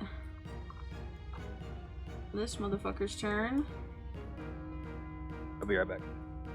Good luck, have fun, don't die. I'm gonna try stabbing Emiko, because god damn it, this is the only horse right now. You're being attacked. Okay, let me know. That is a natural 1, so that will not hit. Oh man, oh so bad. Oh, this guy can't do shit. He sucks. First attack missed with the natural 1. Alright, Jade, it's your turn. Oh shit, Jay's gone. Yeah, this'll work, cause either he will come back or shit will be over with. Lysel, go ahead and take your turn. Alright, so there's just this guy and this guy left. And this mage up here who's 1v1ing a dog. I'll let him sort that out himself. Which one of these two looks healthier?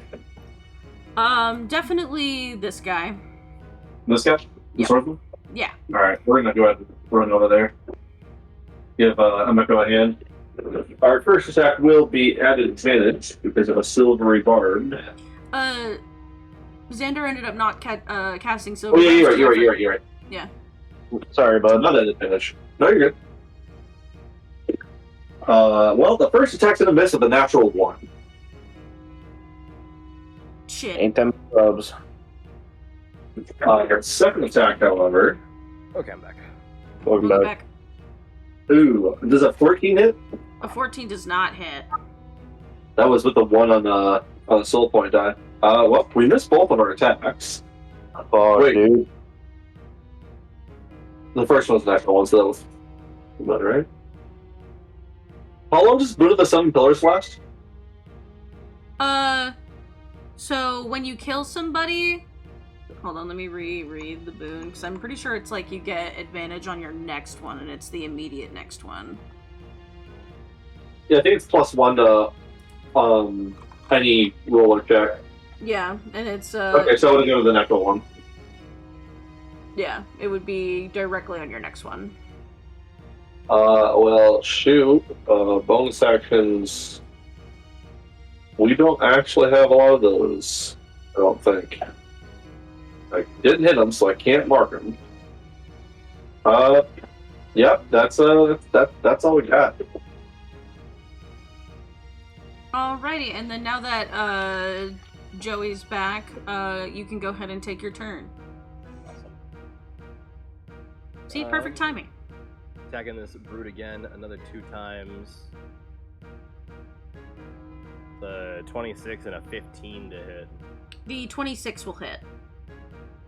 Another 24 points of damage to his dome case. Yeah, and that is enough. With all of the fucking mental energy suppressing him and fucking him up, that is enough to take him down.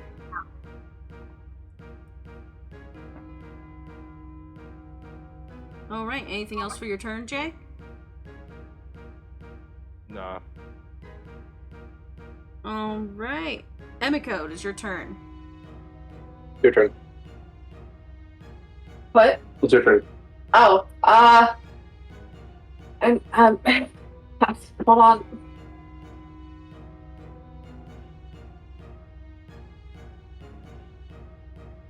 Okay. So is this one that attacked me? Yes. Okay, I guess I'll try to hit it with like a flurry, just like an attack. Yeah. I'm guessing an 11 won't hit. An 11 does not hit. Okay, doesn't matter, I still try to hit him, so I'm gonna run. Open. I'm so sorry, this is being stupid as hell. I'm gonna run this way.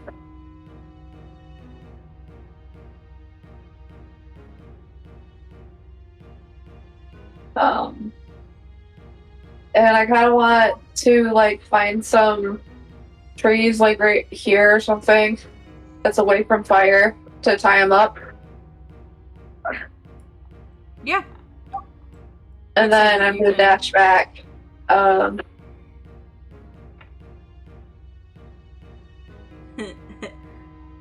Emiko said, save the horse. Yeah, I can hit this guy right here. So this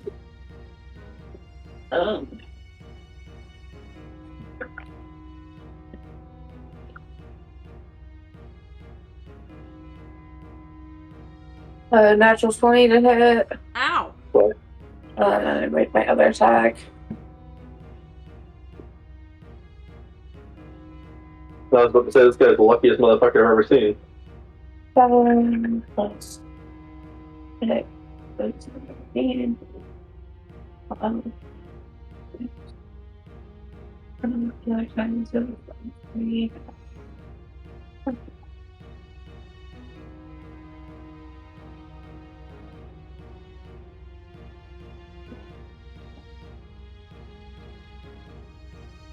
It's gonna be 30 damage. Ow! Where the And fuck that'll did be you it. go? Where the fuck did you go? 30 damage is enough to kill this man. And with that man dying, I have a question. Mainly because, one, there's some stuff I want to get done within the last hour and a half of session, and two, because this motherfucker up here is trapped. Literally, well, can get down, but will likely get hurt. Do you guys want to take this last little mage alive or kill them?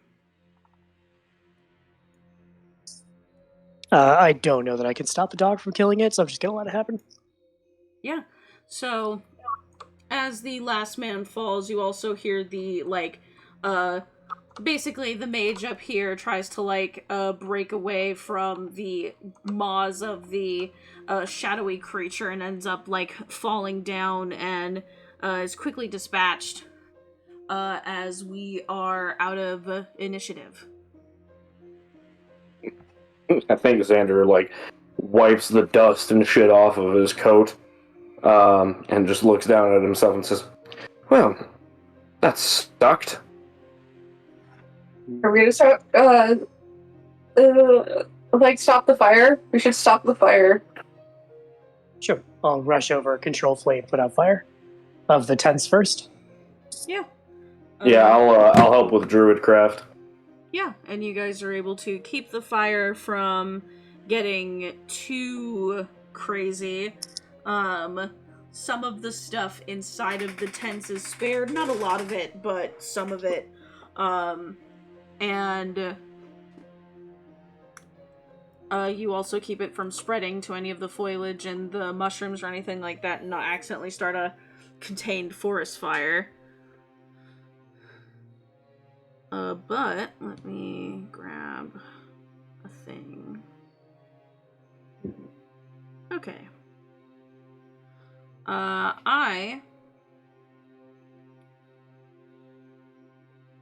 would like anybody, I don't care who, make me a investigation check. If you guys are gonna loot. If you don't, then forget I asked. Yeah, obviously. You're 100% gonna loot. I'm going to bring the horse back while everyone's looting, and she's going to check its saddlebag and stuff before taking it off of him and stuff. Okay. Who has highest investigation? Is it still Vivian? I have a +6. Yeah, so Vivian is going to get Bardic Inspiration and Guidance. Delightful. Eloquence Bard, I cannot use the Bardic if I roll flight shit, right? Sorry? Is that a thing? With your Eloquence Bard, if I fuck up the roll, I keep the inspiration still, right? Correct. Okay. Yeah, I roll. I'm just going to hang on to it, because that is a 25 with guidance. Sure. Alright. Yeah, so you start looking around, and of the valuable things, you find a, pristine, amongst someone's bag, you find a pristine diamond. There is also someone next to, that area that was not in the combat that is, a fresh, dead person. You imagine that they were maybe getting ready to, resurrect someone, but had not done so yet. You find 200 gold pieces. You find a spell scroll of Misty Step. 3 vials of poison, like basic poison, and then you find you find a healer's kit, and then with the healer's kit you find 5 greater healing potions. So we have gathered the information that they're able to like resurrect each other. Potentially, yeah. That's definitely like there's no other way to describe the setup. Cool. I'm gonna enlist Gelwood's help, and we're gonna cut all their heads off.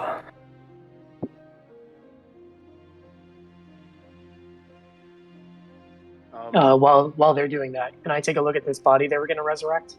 Yeah. Can I find out anything about them? Are we supposed to be cutting their heads off? Is that part of like a deal or something? I don't remember. No, it's to keep them from being resurrected. Yeah. And apparently they know how to do that. Oh, yeah. Fuck that. You don't want to kill these guys twice? But the person that they were resurrecting, you got a really good roll, so I'm not gonna make this a new thing. You actually notice a few things. For one, Skinari normally have tattoos on them that are indicative of what they are. You notice that for this guy, the tattoos are, the best way I can say is they're like faded. His skin is very sickly pale, not even just like from death. And also there's a few well-placed cuts that sort of like quote-unquote break the tattoos. And also he has very severe acid burns on his left arm.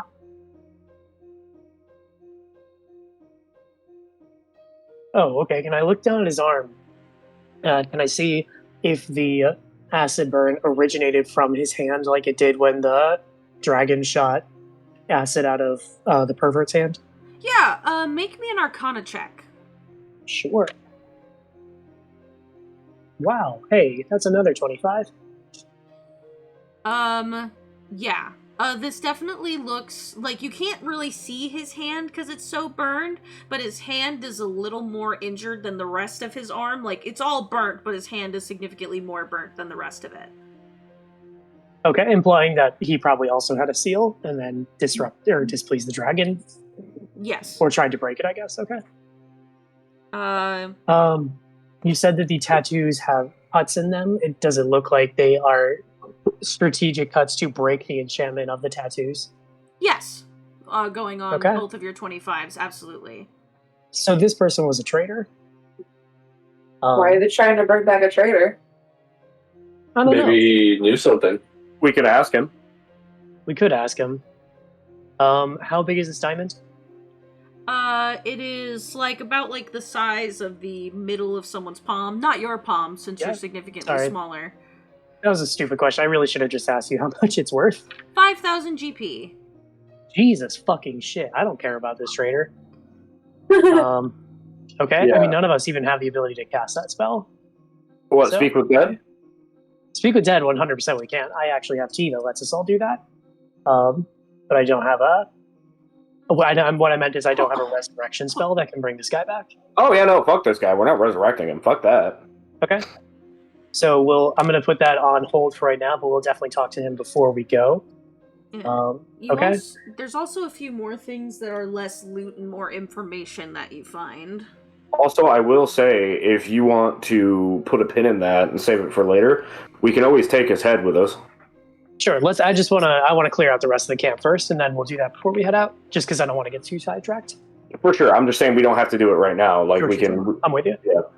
Yeah. Okay. What else did you say we found, Jess? Yeah, more specifically in the blue tent, you find like some things manage to survive the fire, and you find a note amongst them. One of them is in very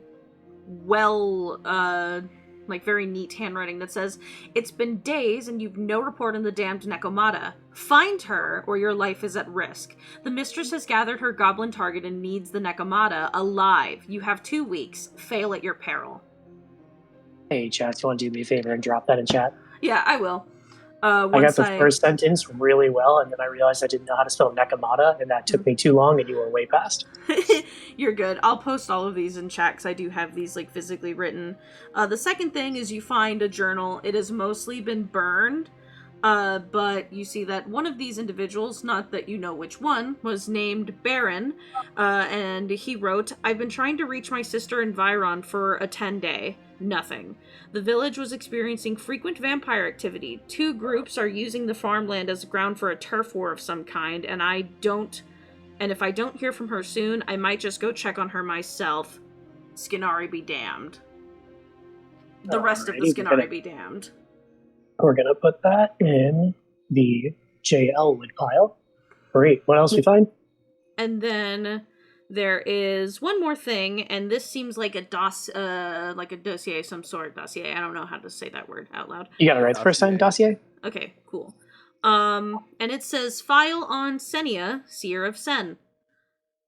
Age, 105. Height, approximately 5'2". Weight, approximately 134 pounds. Appearance, Senia is a Nekomata who has pale white eyes from being blind, long chestnut-colored hair with gray and blue streaks in the front. She has a long necklace with a dragonfly pendant.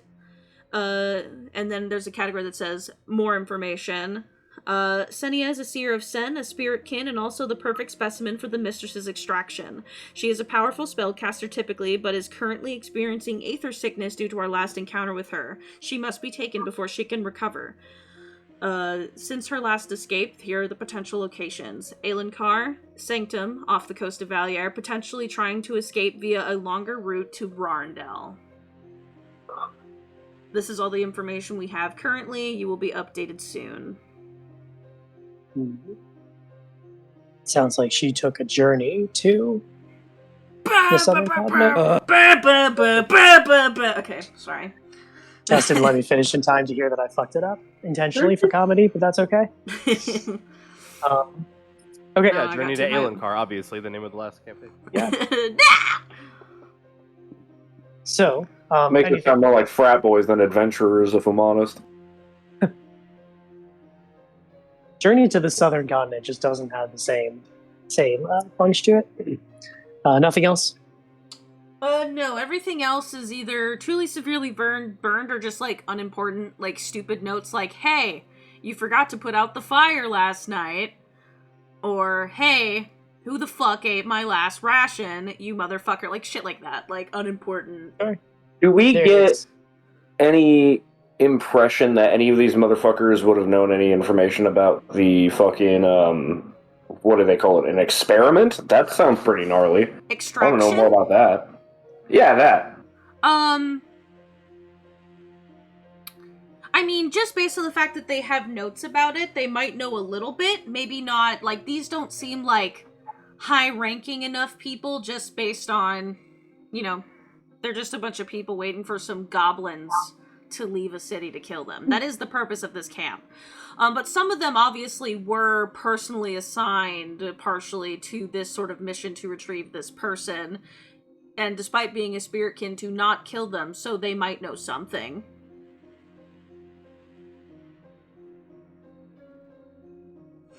Yeah, if we want to ask any of these guys any questions to see if they know anything about any of this shit.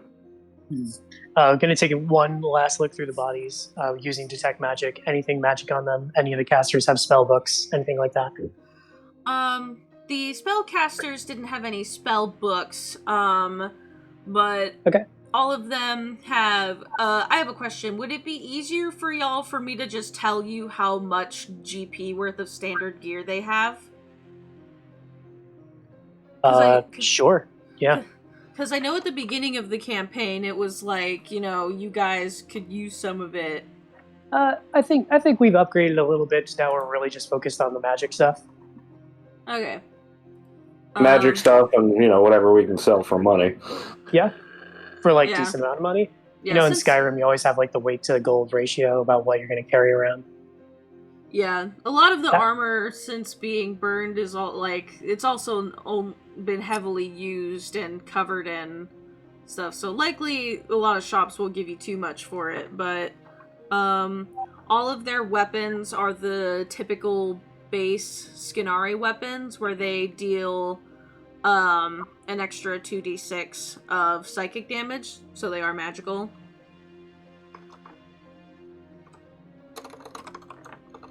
Great, we'll grab all those. Don't we already have, like, a shit ton of them in the golf bag? Yeah, but these are ones we sell. Oh, okay. Yeah, basic magic items can sell for a fuck ton. Can. They don't always, but they can.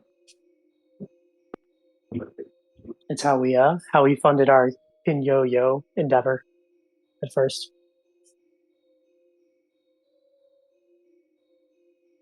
Selling bandit trash.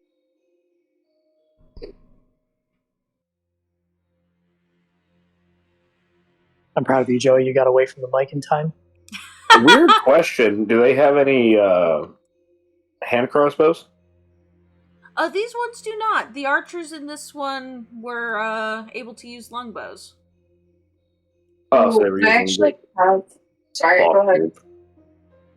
Nah, never mind. All right. What'd you say, Mickey? I'm sorry. No. It was Chas answered my question as it was coming out of my mouth. So I was about to ask, well, what types of bows they were, and then Chas was like, "Yeah, they could use longbows." Jesus. Oh, can I actually steal one of those longbows? You can use longbows? Not yet. Oh, fair. Oh, fair. Oh, clever. And I don't know exactly what they do, but if it's a bonus 2d6, that's better than any basic bow. True.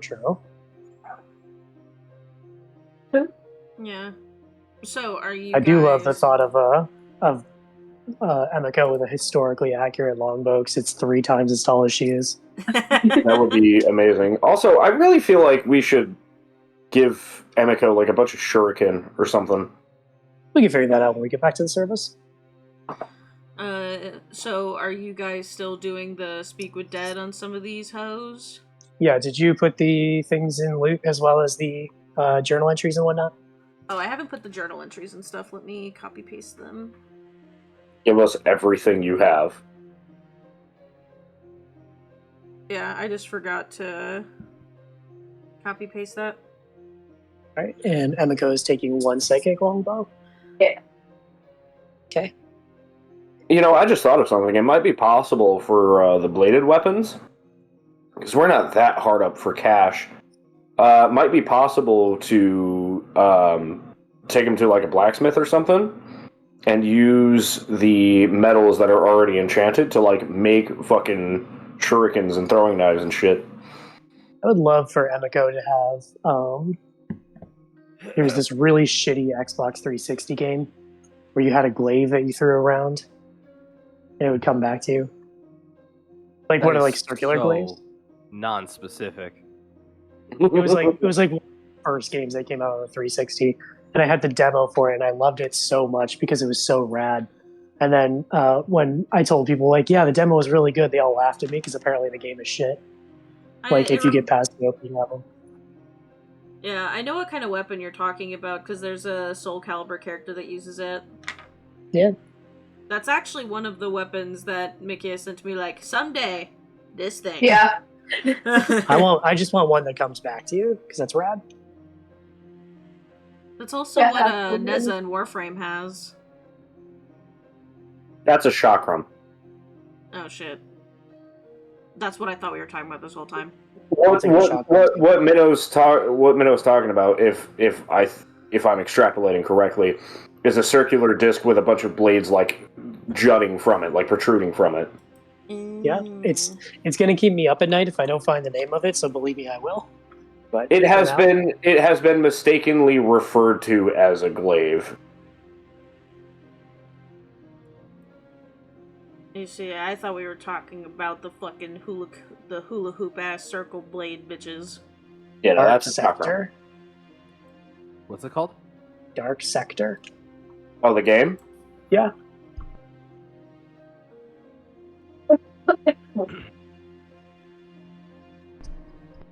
Oh yeah, Anyway. you know, there's also that weapon in Warframe.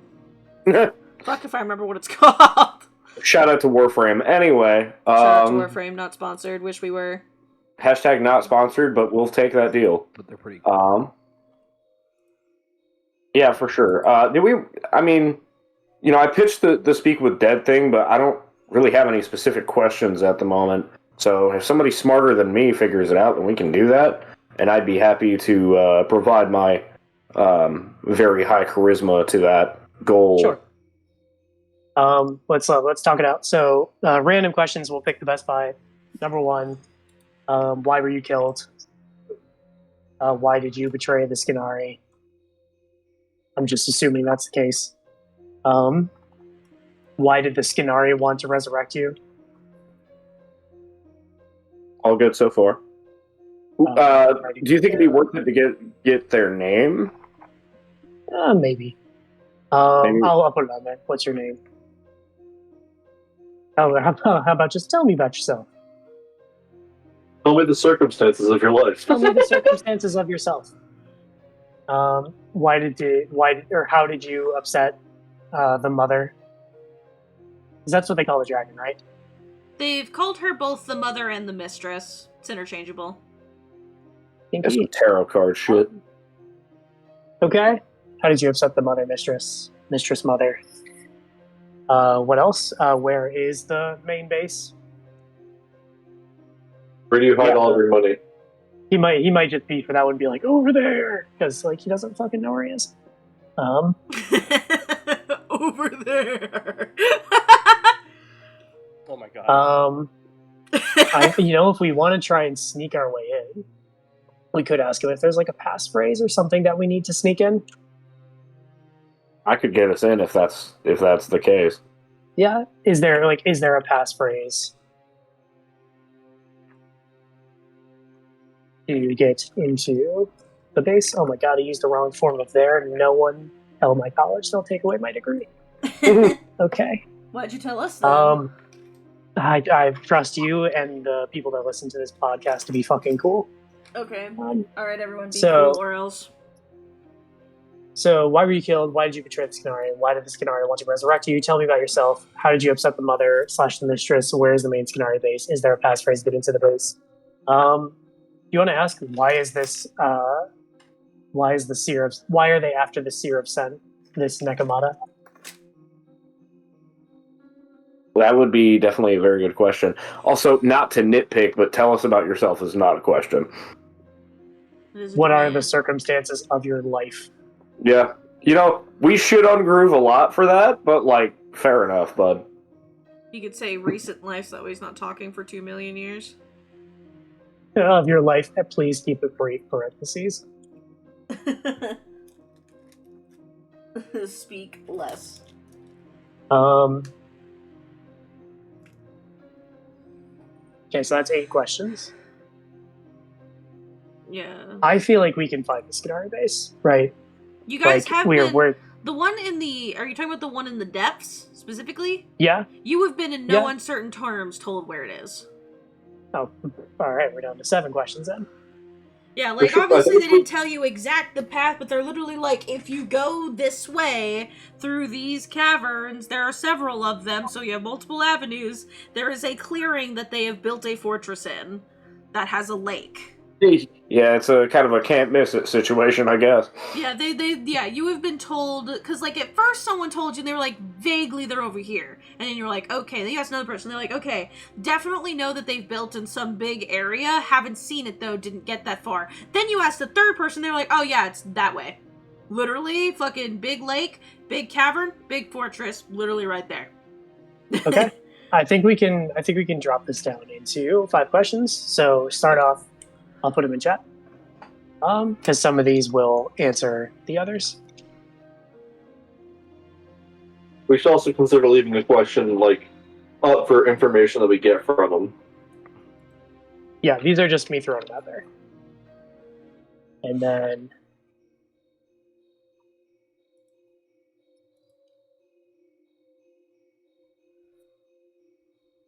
so I put them at least in the order that I think makes sense. Right here. Okay. Oh, I changed it again, you bitch. I edited it to be different. Will that fix it? Probably not. Hey, there we go. Okay. So, the first question... So, is Xander casting Speak with Dead? I am. Okay. Do you want to save a spell slot and I'll brew you some tea? It lets How you many- speak with how many- any dead for the rest of the hour. How many times can you do that? I have 10 uses of it. So you can brew a tea and then you can talk to literally any dead person that we see for the next hour. So it's like an increased duration. Speak with dead, though. Yes, but also... Oh wait, no, you can just speak to any dead. Yeah. You can basically cast Speak with Dead at will for the next hour. Okay, well, I guess my counter question to that is: are we questioning anybody else or just him? I mean, may as well, see if we can get some corroborating information, and we could just sort of yada yada that. Sure. Yeah. In that case, I will take a use of the tea. Great. I will brew up some of the tea that Agatha gave me. And there you go. Oh, so can we say that we're doing this as part of a short rest? That's fine. Because I got my ass kicked. He kind of did. But yeah, I'm gonna do that. I'm gonna speak with Dad on him. Yeah. So because it's from the reason I asked is because it's from the tea specifically, something different happens. Basically, a bunch of aether spine flowers grow out of random orifices in the person's body, causing him to rise to sit up. For some reason, that is so much more unsettling. And You drinking tea. That's wild. Yeah, and so the first question you ask, well, I guess you can go ahead. This is... Hello there, dead person. Tell me, how did you upset the individual referred to as the mother / the mistress? Sure, it's a very exciting tale. I'd like to hear it. I tried to break her mark on me and tried to escape.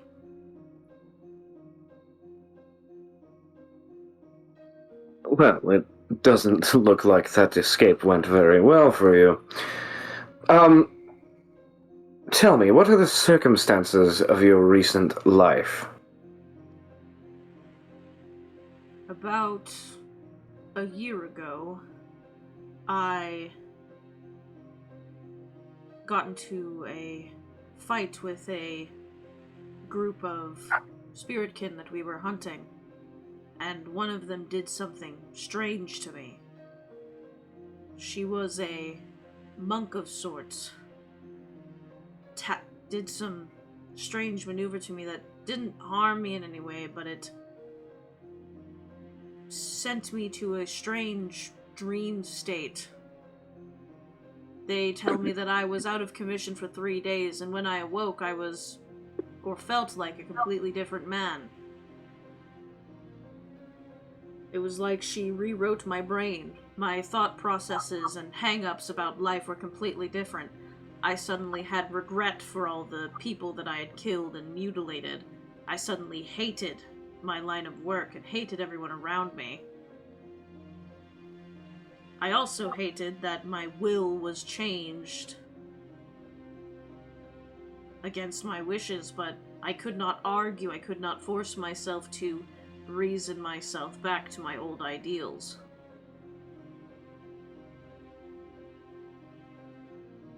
If you had changed so drastically, then why would the Skinari be trying to resurrect you?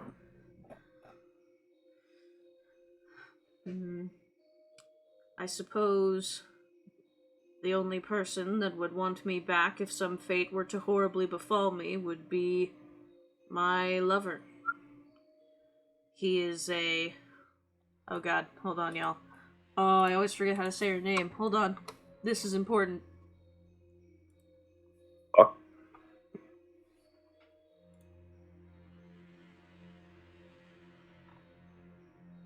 There it is. He is a cleric of Erebeth, the goddess of necromancy and undeath, and he can not only raise people to unlife, but he can also raise anyone from the dead. I'd imagine if something horrible were to happen to me, he would want me back.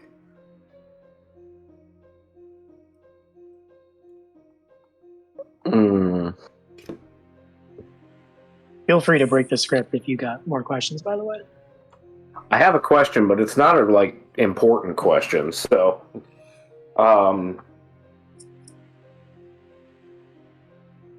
is there a passphrase to get into the Skinari base? No. The area is filled with all sorts of alarm spells and whatnot, but the only way to get directly through is through the area they've made into the front gate of sorts. Anything else would involve scaling up the cave side, going through the lake, or climbing over the walls directly.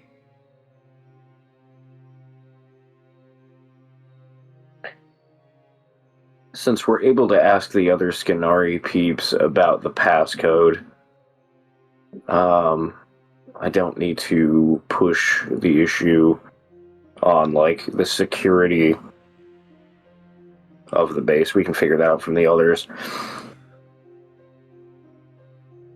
Why were they after the Seer of Sen?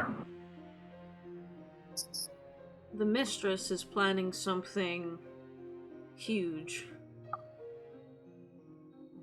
This plan that she has only benefits herself, and she is collecting individuals of certain power to do such a thing.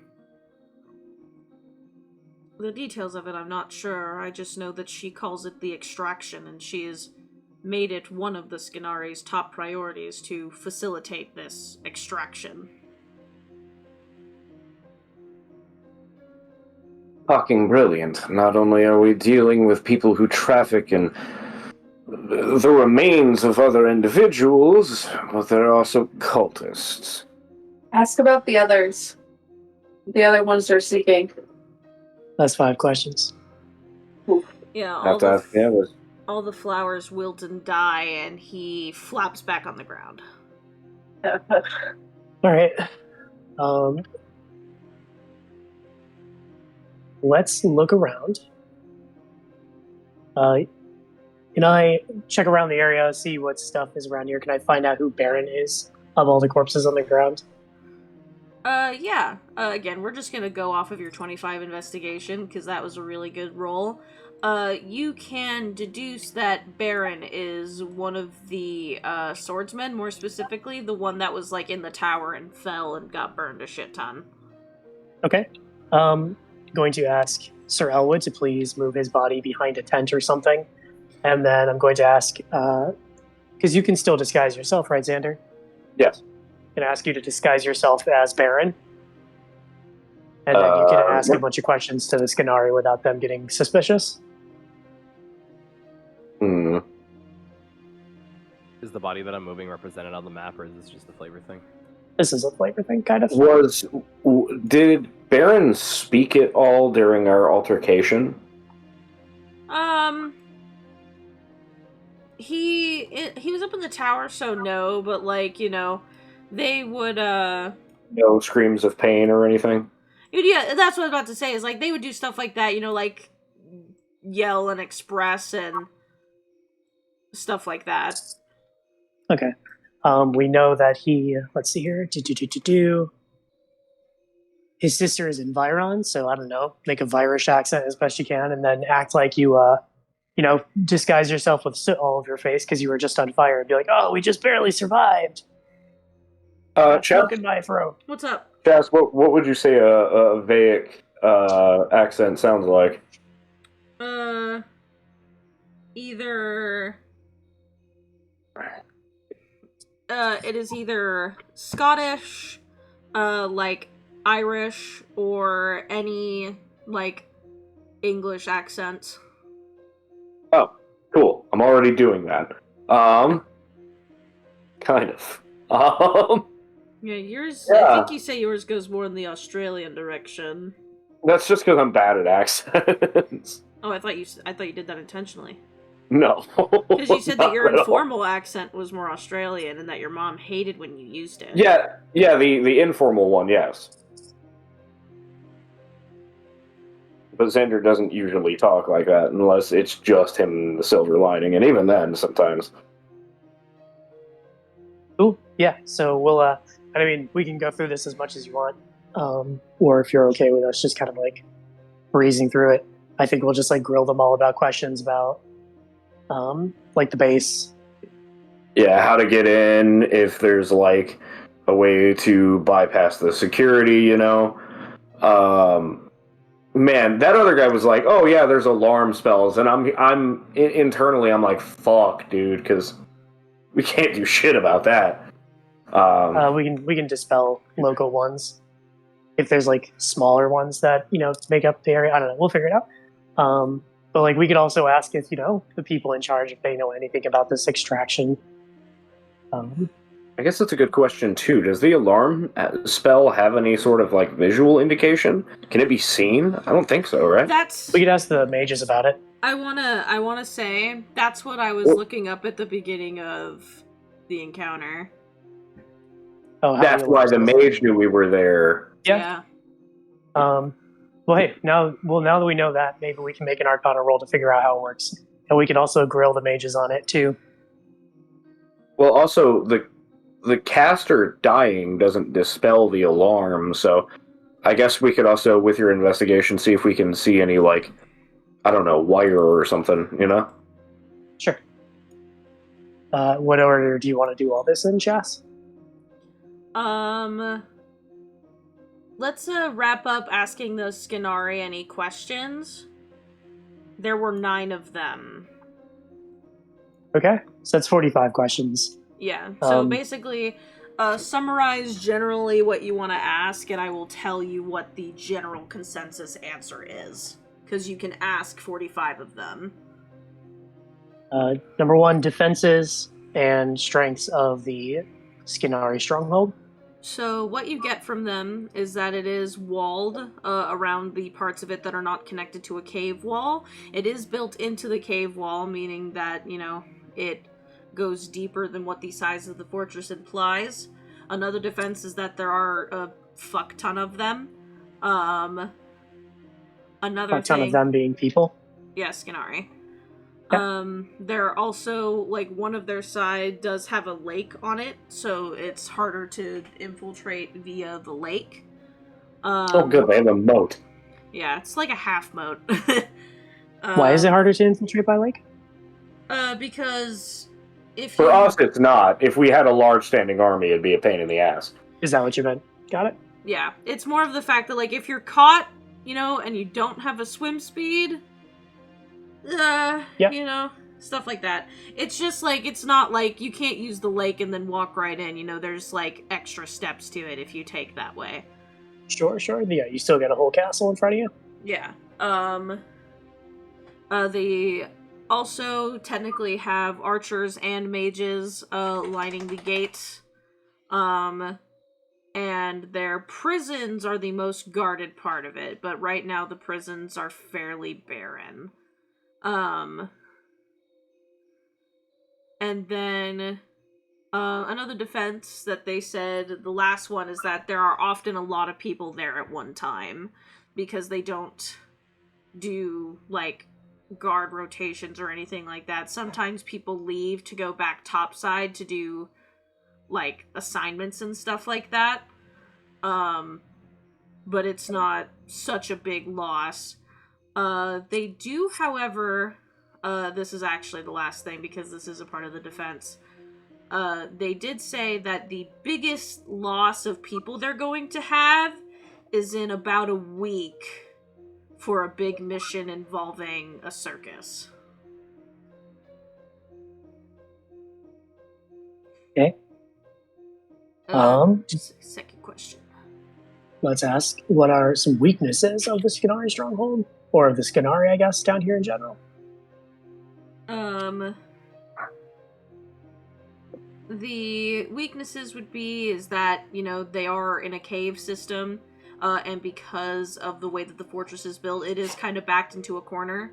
There is not a real escape plan, if a big fight does break out. So, if a big fight breaks out and they are on the losing end of that fight, there's not going to be many ways for them to, break free and go tell the others. Some do have telepathic links with the mistress and her right hands, but that's as much as they're going to get, like, in terms of, like, calling anybody, is that some of them can telepathically reach out to them.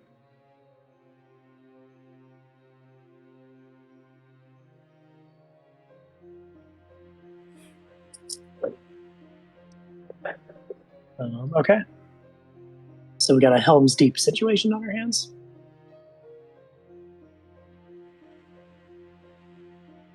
We want to find out the nature of the alarm spells. So basically, all around the outside perimeter, as well as along some of the cave wall and around key areas inside of the fortress, there are alarm spells set up that do not make a physical noise. They all are mental pings. So, the drawback to it is that they are not out loud alarms, so it'll only ping to the... So I think it just pings the spellcaster. You can designate, you can choose whether the alarm is mental or audible. All of the ones on the outside, specifically, are mental. The ones on the interior are audible. And there is they don't trip the alarm themselves, or else the people that are there would go crazy from hearing pings in their head all day. Yeah. So how is there a way that we could disguise ourselves to get through whatever?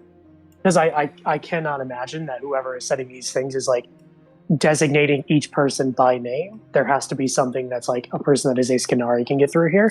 And if we could identify that, maybe we can copy that.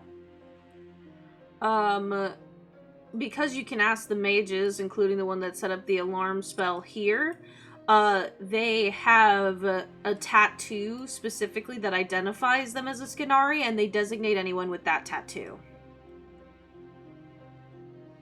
That's useful. That is something that we may be able to replicate even without using an actual tattoo. Do I get the impression, talking to them, that it has to be like a physical ink tattoo, or like with a symbol on our arm? It does have to be a tattoo, because the way that they get tattoos is very unique. They are magical tattoos. So unless we get this specific magic tattoo, we're fucked. Yeah, which, like, there are ways to do it and then remove it, but yes, it Would does it be have to... Would it be possible to hijack the ones on the corpses in here? My next question. Yeah. Could we heal them, Disarm them. cure them, and then carry them on a charm? You would have to find a way to bind it as close to your person as possible, but that might be able to work if you put some extra effort into it. Fuck yeah. I mean, just like getting some string and wrapping it around our arm. Yeah, pull out some duct tape. Yeah. Would that work? Yeah, might have to do some extra, like, and the person would tell you this too, might have to do some extra magic channeling to get it to work, but all of you can do that, so, because Aether is in everything. Wait, I'm carrying Lycerite, aren't I? Are you? I am. I think. We could totally use that. Vivian could easily whip up magic adhesive as well. Yeah, that's kind of what I mean, is like you do have to find a way to where it would trick the alarm spell enough that it is attached to and not an item. Oh, no, I don't have Lycerite, I have Aether Stones. Yeah, Aether Stone. So yeah, Vivian can work on that. Cool. And that'll get us through the alarms, so that's great. Huge. Okay. Yeah. Next, I think we want to ask. Expensive ingredients, but hey, y'all got time. I got nothing but ingredients. I mean, to be fair, if we're going to use ingredients to make some shit like that, I feel like that's probably a good one, because I would assume all of their strongholds have that sort of alarm setup. Yeah. Okay. Next up, what are they protecting in their stronghold? Anything valuable? Mostly it is a holding place for individuals that they have yoinked. It is a holding place for that until they can move on, because they've been using the depths as a way of safely, quote-unquote, because the depths down here are a lot safer than the licensed wilderness, for several reasons. Like, sure, there's more scary creatures down here, but also no frostbite, no drakes, and yeah, there's balancing. In fact, there's also, they don't have the watchful eye of civilizations on them at all times. Like, there are civilizations in the depths, but not as big. You get what I mean. Right, but the Skinari also take these things and make magic items with them, or at least take these things. So, yeah, do they have anything that we would want? Likely not. Like, they might have some residual stuff left over. They do, like, constantly, like, the moment they have magical items that they can quote-unquote sell and do stuff with, they kind of immediately send them out. They don't keep them there very long, so there might be some, but not, like, a big cache, because it is constantly circulating. Another thing that they also just do have, like, quite a bit of supplies as well, because they are stocked, because this fortress has been set up for quite a while. It's been set up for half a year.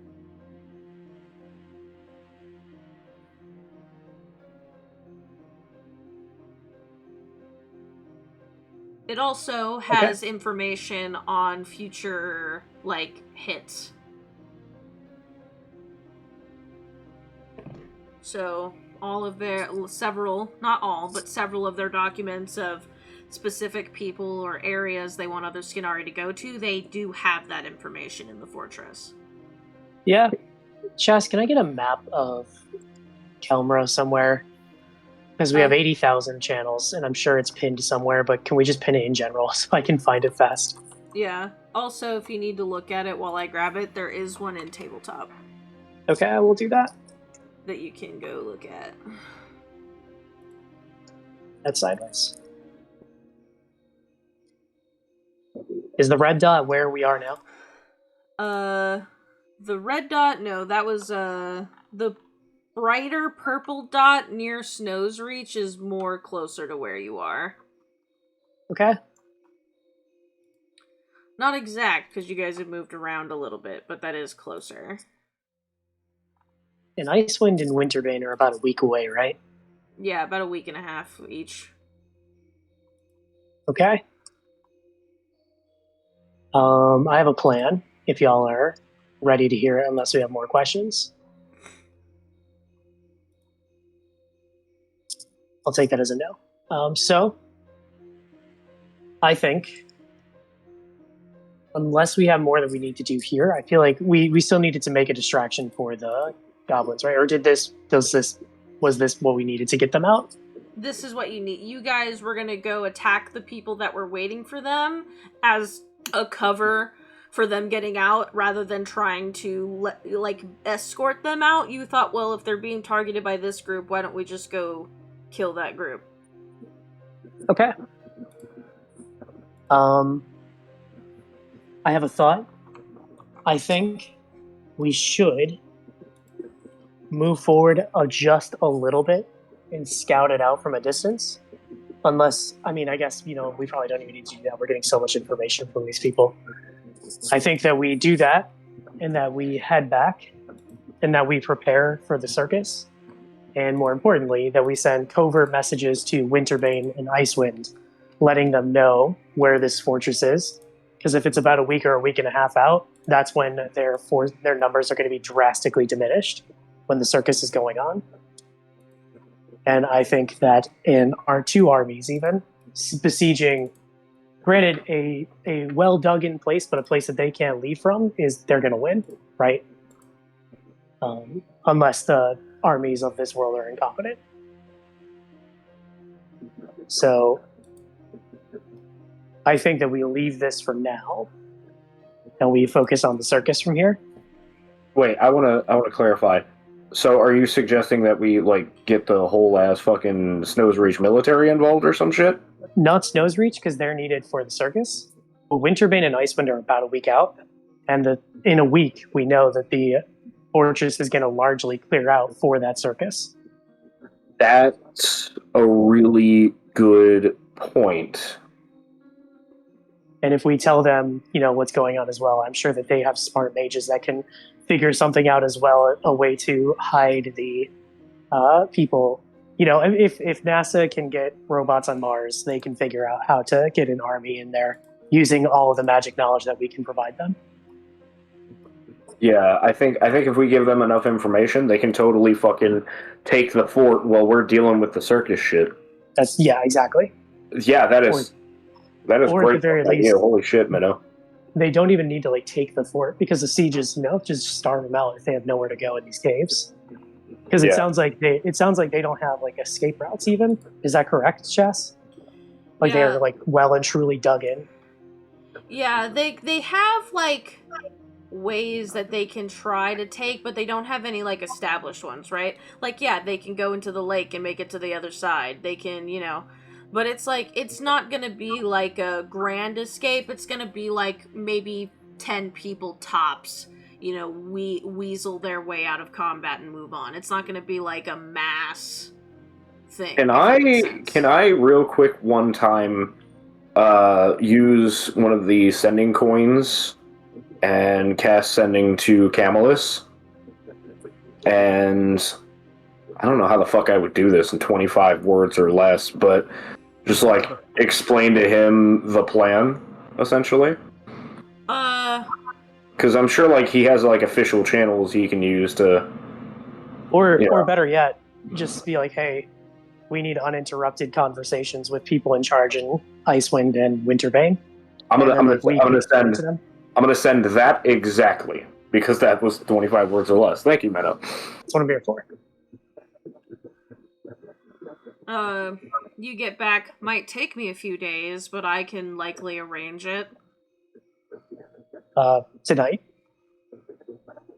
Yeah. Going to send back as soon as possible. We'll have more details tonight. Found their fort in the depths.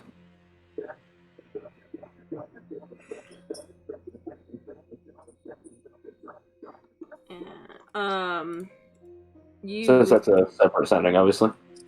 Yeah, you get a reply back that says, "The earliest I can have correspondence would be tomorrow." Gotcha, and I'm gonna tell that to Vivian. She pouts. Says he's fine. It's one job, sure. Yeah, whatever, fine. Okay. Great. So we've asked 1, 2, 3, 4 general big questions, and we have a bit of a plan. Next up, I would like to ask anyone about the extraction, unless anyone has any other questions. No, I really want to know about this extraction, actually. So, for asking the extraction, a lot of them, really don't know shit. But you, they say, generally speaking, what the other guy did. It is a plan of the mistress's where she is gathering some powerful individuals to do a thing. That's all we know, and that it's been made our our top priority to make that go faster. However, one of the mages actually knows a little more, and basically tells you that that the mistress is trying to basically make a very powerful artifact level item for her to use. She's trying to empower herself. Got it. But this mage doesn't know what that entails, just that she's making an item to empower herself in some way. Yeah. However, the extraction, they do know at least that the reason it's called the extraction is that she's going to basically harvest or extract the raw magic out of these individuals that she is taking. Man, I really hate that. And she is specifically targeting seers because they get their powers from deific beings, like gods. Seers such as, what's her face? The Seer of Sun? Senia, yeah. Not only Senia? that, but the goblin that was kidnapped from the goblin camp, that's and right. he was also a seer. Shit. Wait, where did he go? Is he here? No. The dragon No, they took herself took him. Oh, Yeah. right. Fuck, dude. Mm, Oh, that's really bad. Are we even going to be able to save him? cool. You know? You know, I guess the extraction, so they don't have a lot of details about it, but is it like some sort of long ritual, or is she just taking them, fucking stabbing them with a needle, drawing the blood, and then kicking their corpses? It does seem like, they don't tell you an answer outright, it does seem like a thing that she needs all of them at once for. Okay, so we might have time. And Senia specifically is, like, on the run. Like, they literally have not found her. So Yep. we have to keep them from getting Senia so we can rescue the others. Yeah, otherwise they don't know anything about who other have been taken, but they do specifically tell you that she is specifically seeking out, like, seers. Do we know of any targets other than Senia that are at large at the moment? None of the people that you ask here know. They only know about Senia because they have been receiving the correspondence about her specifically.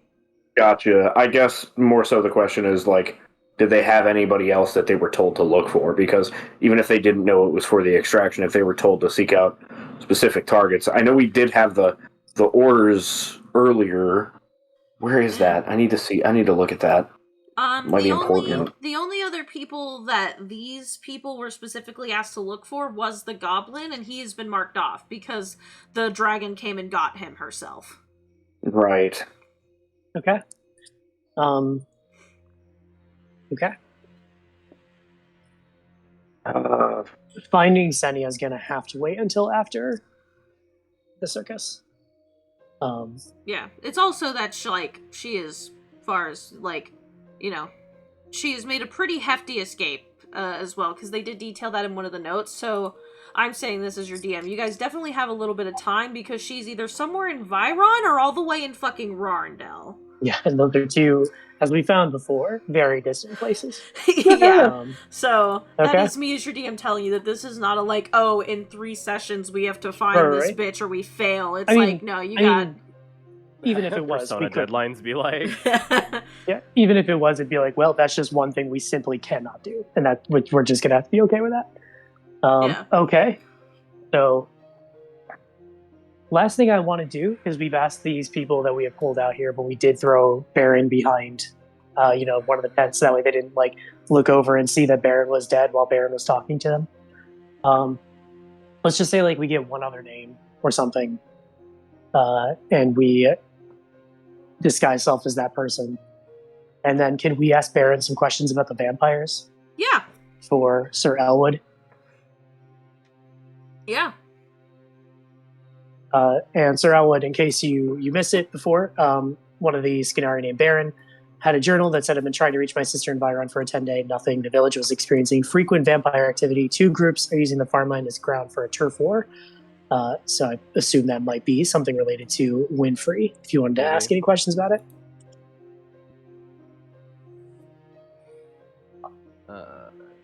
am I able to ask any questions at the moment, or do we Yeah. have any questions left, or how many? 5. Well, we have 5 questions questions for left. him. Oh shit, this is a fresh body. Okay. Yeah, no, we set this guy aside specifically for you. Gotcha. Okay, understood. Okay. So you better come up with some good questions, because if they're dumb, I'm gonna laugh at you. No, I'm playing.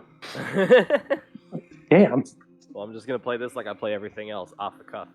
Hell yeah, that was the hardest shit you've said in a while. So with my 5 questions, as the body is breathed new life once more, Jay is going to take off the helmet, as to read the journal a bit easier. This is Joey asking the DM. The turf war the journal said was in Viron. Yeah. He said he said a village, so his sister doesn't live in one of the big settlements. And it said that the, farmlands and fields near this village have been used as some sort of, turf war. But he doesn't specify what village, he just says the village. Okay.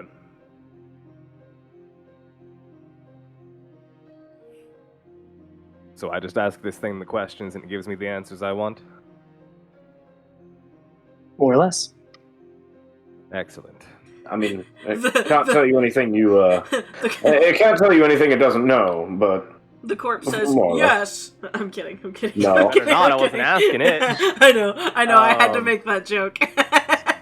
With the journal in both hands, kind of looking between the corpse and the writing, he's going to ask, what is the name of this village that's being used as a turf war? He says, it's called... Oh my god, I can't fucking read that. What the fuck? I can't fucking read. Well, it's called... their name is Kai. Whispering Pines.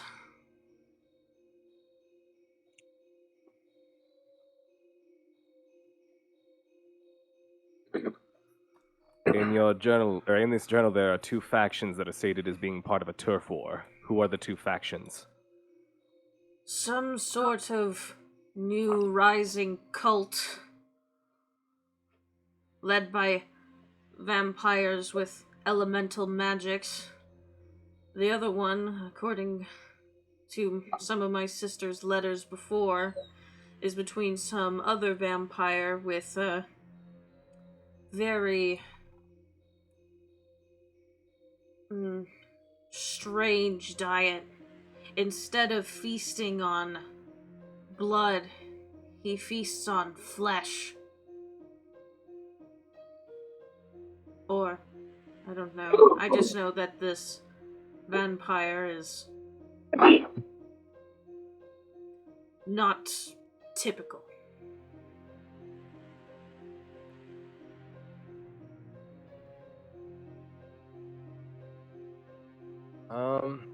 In the journal, does it say whether or not his this guy's sister is still alive? He has no idea. He hasn't heard from her in a while, and he said in his journal, if I don't hear from her within the next week, I'm gonna go fucking find her, Skinari be damned. Okay. And she lives in this place, Whispering Pines? Yes. According to the journal. Okay. Your sister that you wrote about in the journal. Is she involved in this war? No. She is just a farmer. But the farmland is part of what's being used in the turf war, so that actually does kind of answer the question that I had, which means that my follow-up question is, what is her name?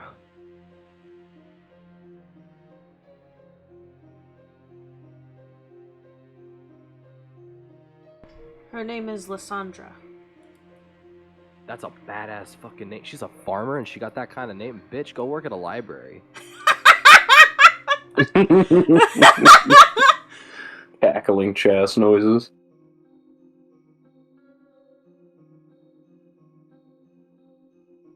Lysandra, you have no way of knowing this, and you will never figure this out organically, but Lysandra is the name of the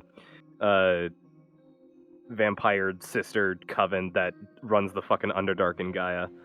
Not during your guys' timeline, just in general. That's like their last name. It's their family name.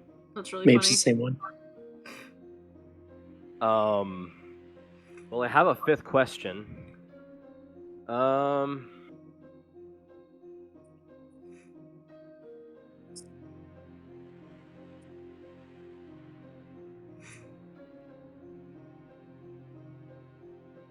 The way that he said it makes me think that the ghoulish vampire that's eating flesh is just on his own.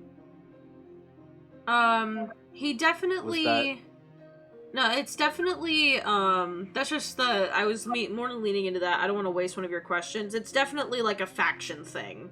It's just he is the most noteworthy part of it because he's fucking weird. Okay.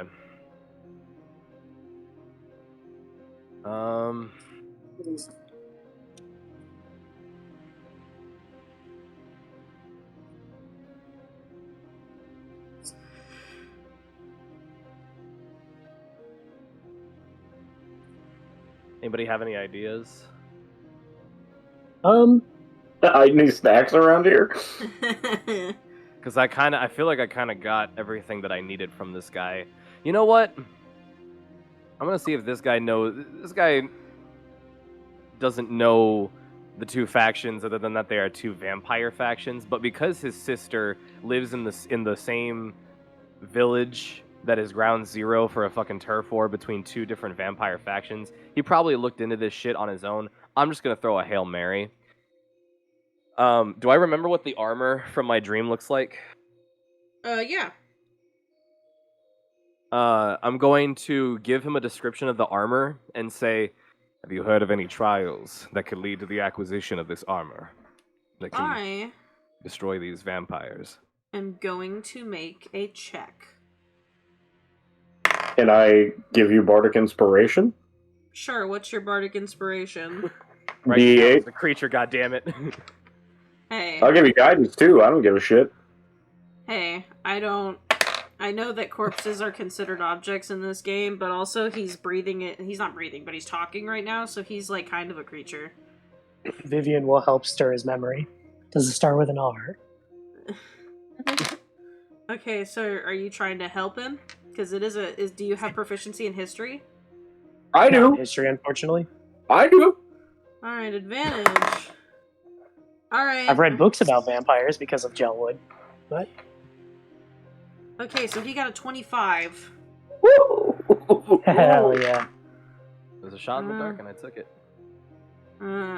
He thinks about it and he says, I don't know it from any research about vampires, but I do know that is none other than the Primalborn armor. It's crafted by Physis herself. The trial itself is actually near the border of Viron and License. It's a trial designed by Physis. There's a legend that it is only found if Physis wills it to be so. So it is otherwise completely hidden. Where did he say this was? He said it's on the border of License and Viron, but is in Viron.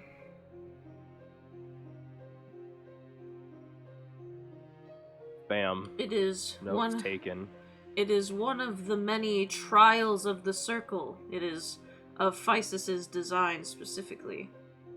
The other ones are, well, they're all throughout Kelmra, some of them even outside of Kelmra, but there are multiple versions of each god's trial. That armor is from Physis, but no one's bore it in centuries. I don't know if the bodies can hear, or like if the person who owns the body can hear what is being said to them, or like they know that they're being used for this sort of magic. But as the magic is leaving his body, Jay is going to put the helmet back on and he says, "The Son of Miracles appreciates your cooperation. You have served me well in death, better than you ever could have in life." Yeah, and the flowers again wilt and wither and die. And he is back to being deceased. I say he takes the helmet off and puts it back on, but really it just kind of forms over his head like a transformer. Yeah, and then also, I've been waiting to say this, but after you all go through and kind of officially let these, individuals rest,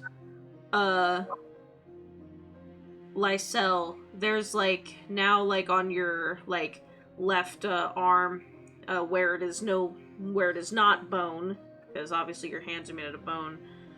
You can see glowing from underneath your armor and clothing. You see like a purple streak go up it.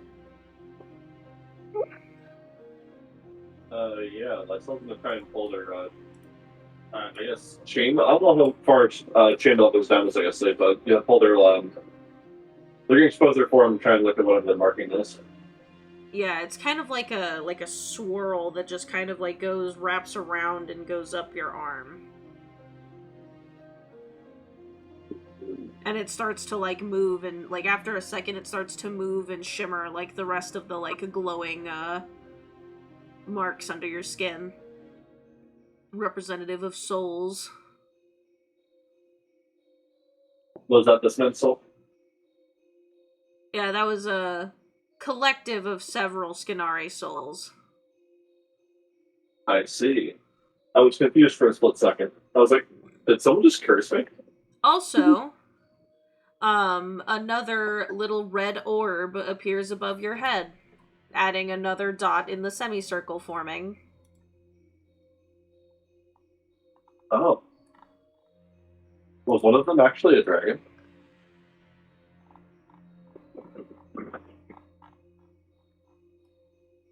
I'm not entirely clear how these orbs keep showing up.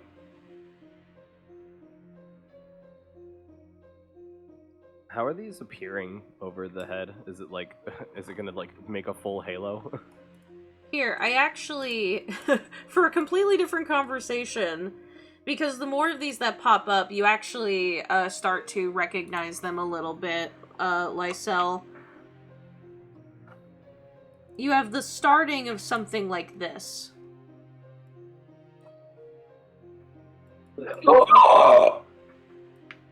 Allie got it. Except for you, I put these in out of game. For you, you only have these two that I circled in purple. Huh. I don't know what that's supposed There's to 7 of them. Oh my I god, know I the wanted other to 5, do. you can ask Shenron for a wish. I know, I was gonna say the same thing. Yeah, it's I hard have- to tell what triggered I it wish because to so bring much back soul Rowan. energy kind of surrounded you at one time. But you now have 2 little floaty red orbs above your head that seem to be locked in a specific position. I have, as a player, have many theories. I think Lysel is perplexed, but not in a bad way. And just fucking pokes it like, what the fuck is that? What the fuck, man? Now there are 2 of them. Fucking Zenyatta, that's what I was thinking of. Would it be possible to use some of my 40 GP worth of incense and the weapons we've collected from our slain enemies to set up some sort of prayer ritual for Ica? As in, like, you see this thing happen to Lysel and you're like, alright, buddy, we need to contact your mentor now. What the fuck's all that? Exactly. I don't know what's going on with you, so I'm calling your mom. The most Xander response ever. Well, that's what happens with him. He calls his mom. You know what? Go ahead and make me... A charisma check? Yes. Fuck yeah. Can I assist by providing some ingredients from my alchemical grab bag Sure. in this ritual? Sure. Hell yeah. Is it the same color as the previous one? Yeah, they both are like a red and black.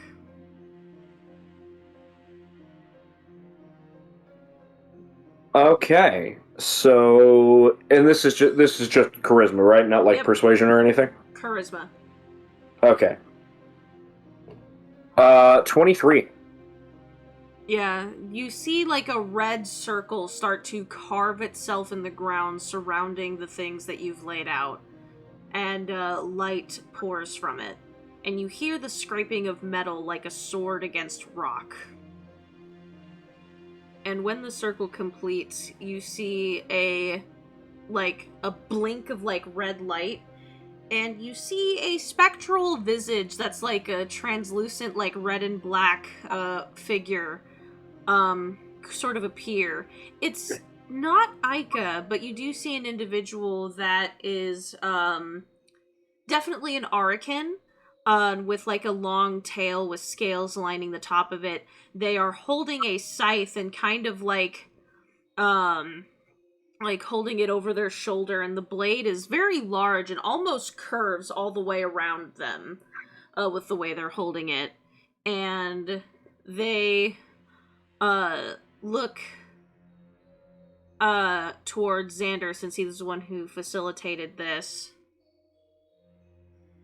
and says, "You are being perceived by the eyes of the Pillar of War."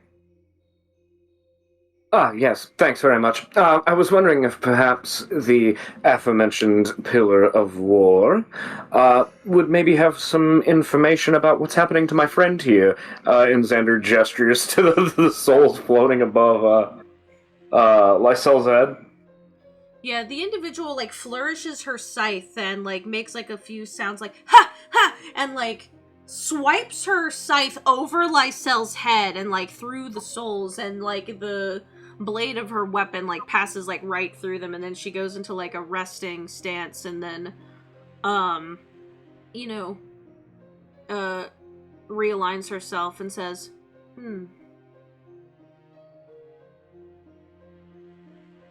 the individual looks at, Lysel for a second, kind of, like, studying them, and says, "Oh, you are Ica's pupil, are you not?" Yeah, I am. She, like, nods and says, "We have heard a lot about you." Yes. This is very interesting indeed. Have you... As far as she told us, she... left. Well, that's none of my business. Have you made any contact with her recently? Defined recently. Well, within the last month, I suppose. A couple times, actually.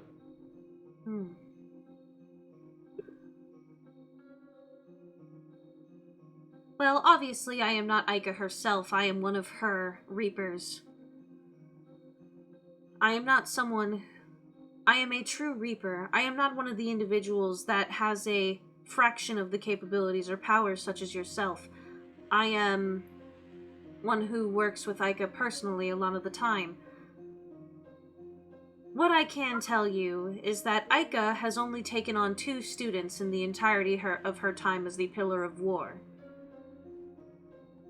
When she trusts someone, she grants them a fraction of her ability. The way that Ica's, I guess you could call it a resource, even though hers remain indefinitely. The way that hers manifest is in a sphere of orbs that are a concentrated power of both soul magic as well as draconic magic, because Ica herself used to be a dragon before she forsook her original form to become a Reaper.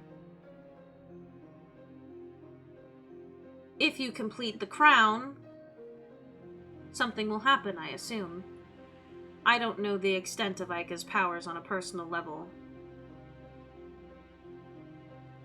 Right, and do you perhaps know why my friend Lysel has received this now? We sort of just killed a bunch of Skinari in a cave. I mean, not to say that that's not significant, but I don't know how significant that would be to the Pillar of War. Well, considering that the Skinari are an army of sorts, especially led by a dragon, I assume that one or more of these individuals had draconic energy of some kind imbued into them, and killing them released it. Interesting. So, the more of them we defeat, the more of these will appear? More or less. The more of them you acquire, the likely more energy you will need to consume at once in order to attain one. However, if you find yourself fighting dragons anytime in the near future... Well, there was that one dragon. Well, we will definitely be fighting at least one, that is certain. Yes. It seems that you have been fighting lower power, or at least a singular formidable target at a time, allowing these to only appear one at a time. You kill a sufficiently powerful enough dragon and you could get 2 or 3 at once. It really depends. But the moment that you complete the crown, either you'll hear from Ica specifically or you'll just know. Again, I don't know what sort of blessing Ica has granted to you, so I cannot tell you what will happen. But I can tell you that the source of it is from killing entities that are either dragons or have some sort of draconic influence over them. Hold on, you said that Ica had taken another apprentice, I guess? Yes. Who? He is a general from Frumal. His name is Balaster Volkire. He is also a dragon. Xander is going to turn to Lysel and say, perhaps it would be beneficial to you if we started seeking a way to get correspondence with this General Balaster. Yeah, If he thinking about it. If he got farther along in Ica's tutelage than you did, then perhaps he would be able to enlighten you on a few peculiarities. As long as he doesn't assume that we were there to, acquire more. I assure you he will not have such suspicion. He is a demigod after all. Well, that explains Ica's interest in him. I think Lysel's eyes just slowly widen.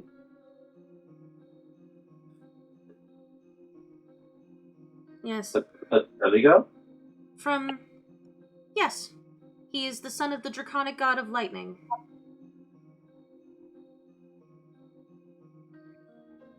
Xander kind of grins hearing this and kind of puts an arm on Lysel's shoulder and say, well, you must be quite special if Ica went from a demigod to you. Well, I don't think that she stopped working with him. It's just I'm the second person to have been taken on. The Reaper kind of giggles almost knowingly and says, Ica does have a special attachment to you.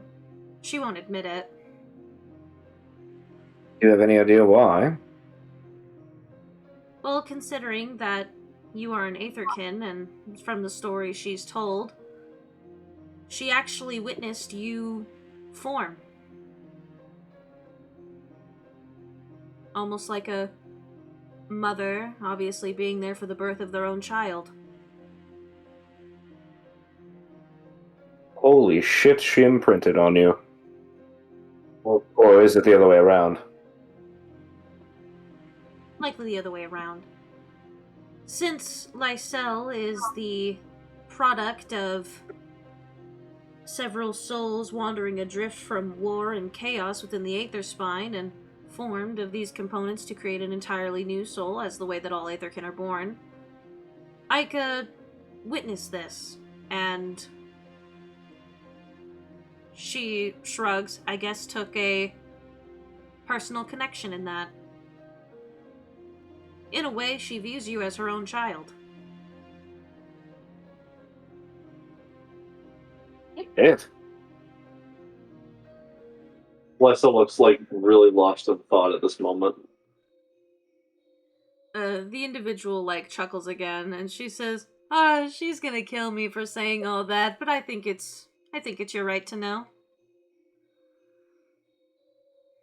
She's not actually going to kill you, is she? Oh, no. Oh, More good. like she'll get very grumpy and take an attitude and then schedule me for more work.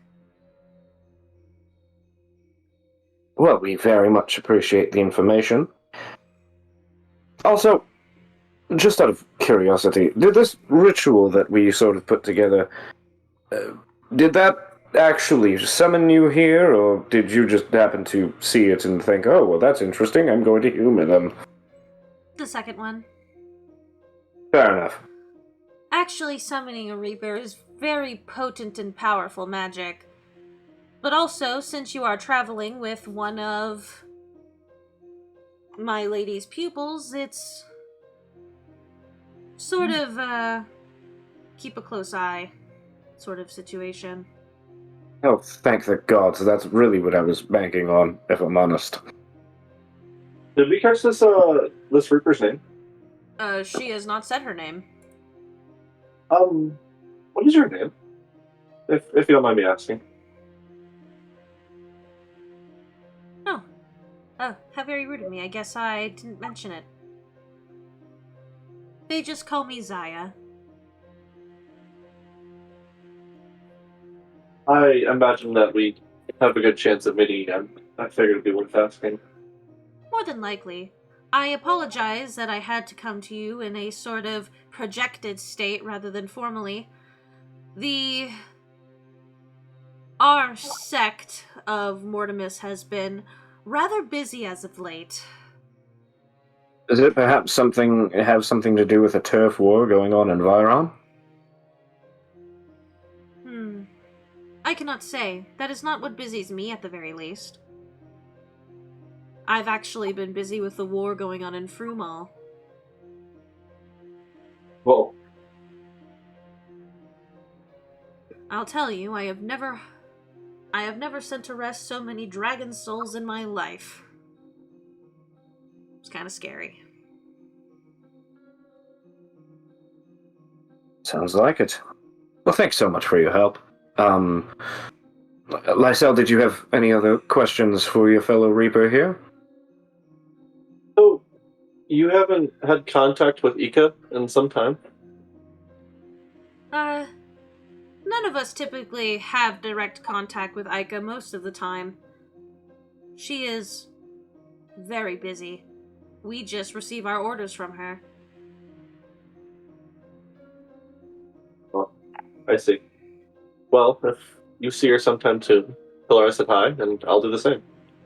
Likely she is subconsciously monitoring this conversation, so she will receive the message. And also, before I go, don't die. We don't want to do the paperwork. And then she, playfully winks. Paperwork? I didn't plan on dying. It's a joke. Lysel's like, oh my god, have I been supposed to be doing paperwork this whole time? And then she says, well, I hope that my answers could have provided some benefit. Farewell now. And Yes, she, farewell. It was nice meeting you. nice meeting you as well. And she, flourishes her scythe and, disappears in a puff of smoke. But there is still a creepy carved circle in the ground. It is not left. It is just there now.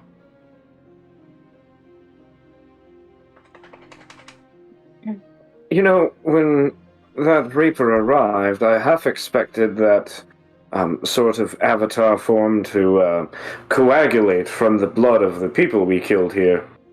I'm almost disappointed.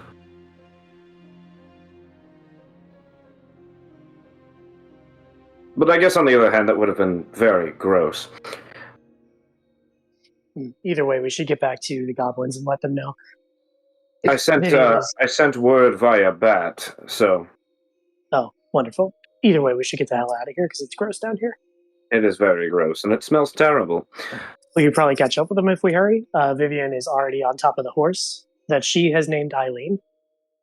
Yeah, also, Oh my god, I'm so glad that you mentioned the horse, because this horse is a little special.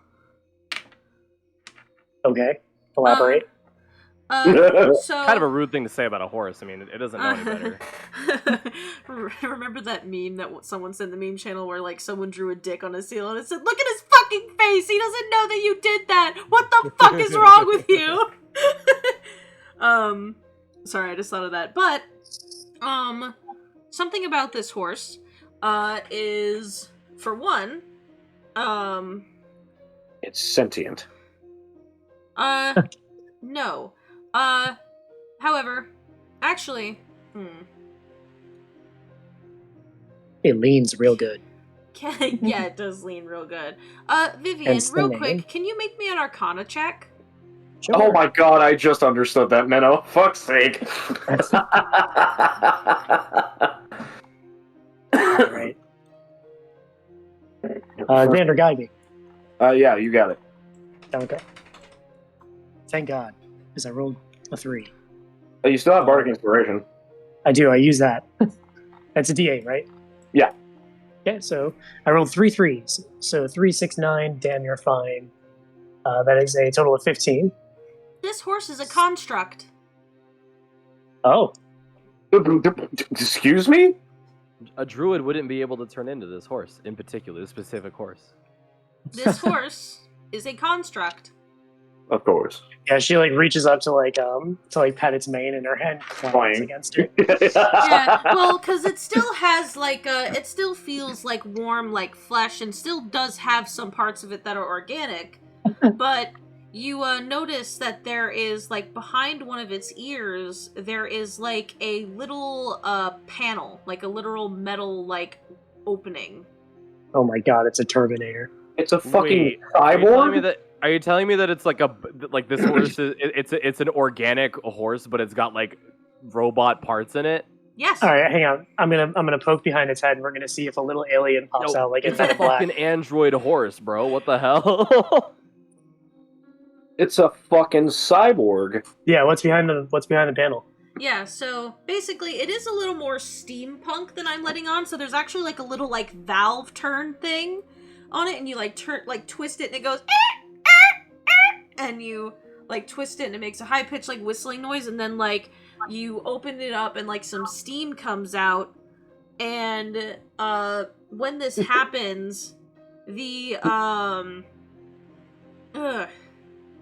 It's just a method corn cob pipe comes out and says, "Hey, quit." No, but you see that like this kind of like cool air comes out of it, like a puff of like smoke, and you can kind of like peer into it, and it looks like it is some sort of opening for like a liquid of some kind. Is it piss? No. Okay, just wanted to get that out of the way. What is liquid? Make me a roll with your alchemist supplies with advantage. Oh shit. Okay. I'm gonna give you guidance. Thank you. You're welcome. Better. 19. Yeah, so actually what's in here is, it's like, it's not an elemental oil in the way that people use to, like, enchant their weapons, but there is basically and you know this from your mentor, there is a, elemental, like, creature that has this, it's kind of like a whale. You can only find them in the elemental planes unless one is brought out for any reason on accident. But, like, you know how you can get, like, oil from, like, whale blubber and shit like that? Yeah. In the oceans outside of the elemental kingdom of ice, there are these giant, like, glacier whales, basically. And there is an oil that you can get from them that is this, like, cool, very expensive oil. And some alchemists buy it from Genasi merchants that sell it, not Genasi, Duresi, I'm using mine.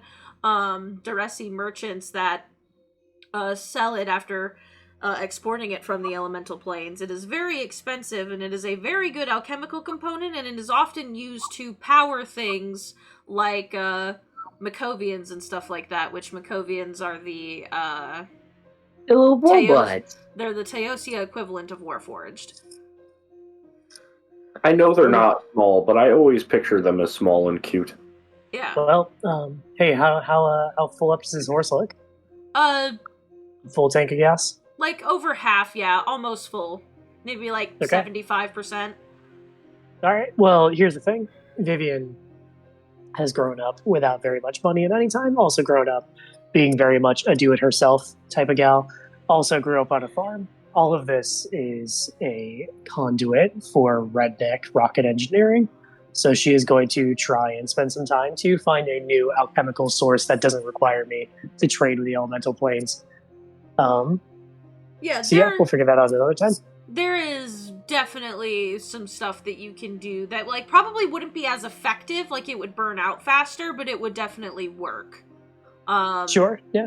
Yeah, you know this because one time you almost spilled a vial of this that your mentor had in her house, and she, I wouldn't say lost it, but she was like, oh my god, if you did that, you would have frozen the entire living room.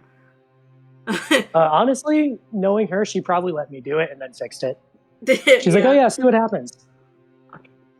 Yeah, like, just like, oh no, you know what? Actually, no, let it fall. Yeah. And then, like, it falls and your entire living room, like, freezes and has, like, spikes of ice, and, like, you maybe get, like, a little nick on your cheek because she wouldn't let it fucking impale you, and then... Nothing in the world more terrifying than her saying, actually, yeah, let's see what happens.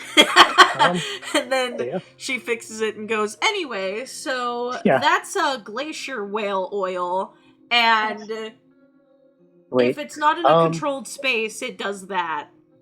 Great. So we're going to take the whale horse. We're going to grab everybody else. We'll mold earth to bury all the bodies. We'll burn everything else that's here. Because fuck them. And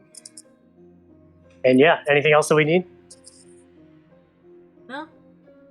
Okay, she's going to hold out a hand for someone to hop up on the horse for her. With her. Yeah, I'll go.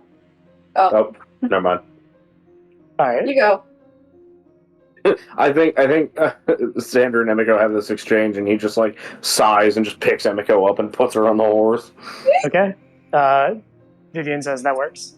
She reaches into her bag. Ruth goes down to her list of things she needs to do. One of them is, what is it? Hold on a second. She crosses off number 86, share a horse with someone pretty. It says, boom, done.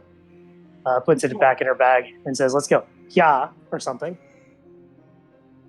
Yeah, and I'm guessing you all go back to the Myconid colony. Yeah. And then, do you guys maybe perhaps bunker down for a long rest? I mean, I wasn't sure. I wasn't planning on it, but kind of making it sound like that we should. You should. I was planning on getting back to the house tonight because Vivian wants to start planning. Yeah. I mean, you guys can get back to your house. It would be like at the... Yeah, you guys can make it back to your house first. Yeah, if it's not a problem, I'd like to. Yeah, we're going to do that then. And then you bunker down for a long rest? I'm not asking for a specific reason or anything. Assuming that it's late. Yeah, we'll long rest. You're a goddamn liar, Chess. And I'm just asking, no reason. I'm not gonna have you roll perception checks in your sleep. It's uneventful, I swear. I'm not gonna pull you guys away for an alternate universe Halloween one shot or anything. And with that, I'll end session there.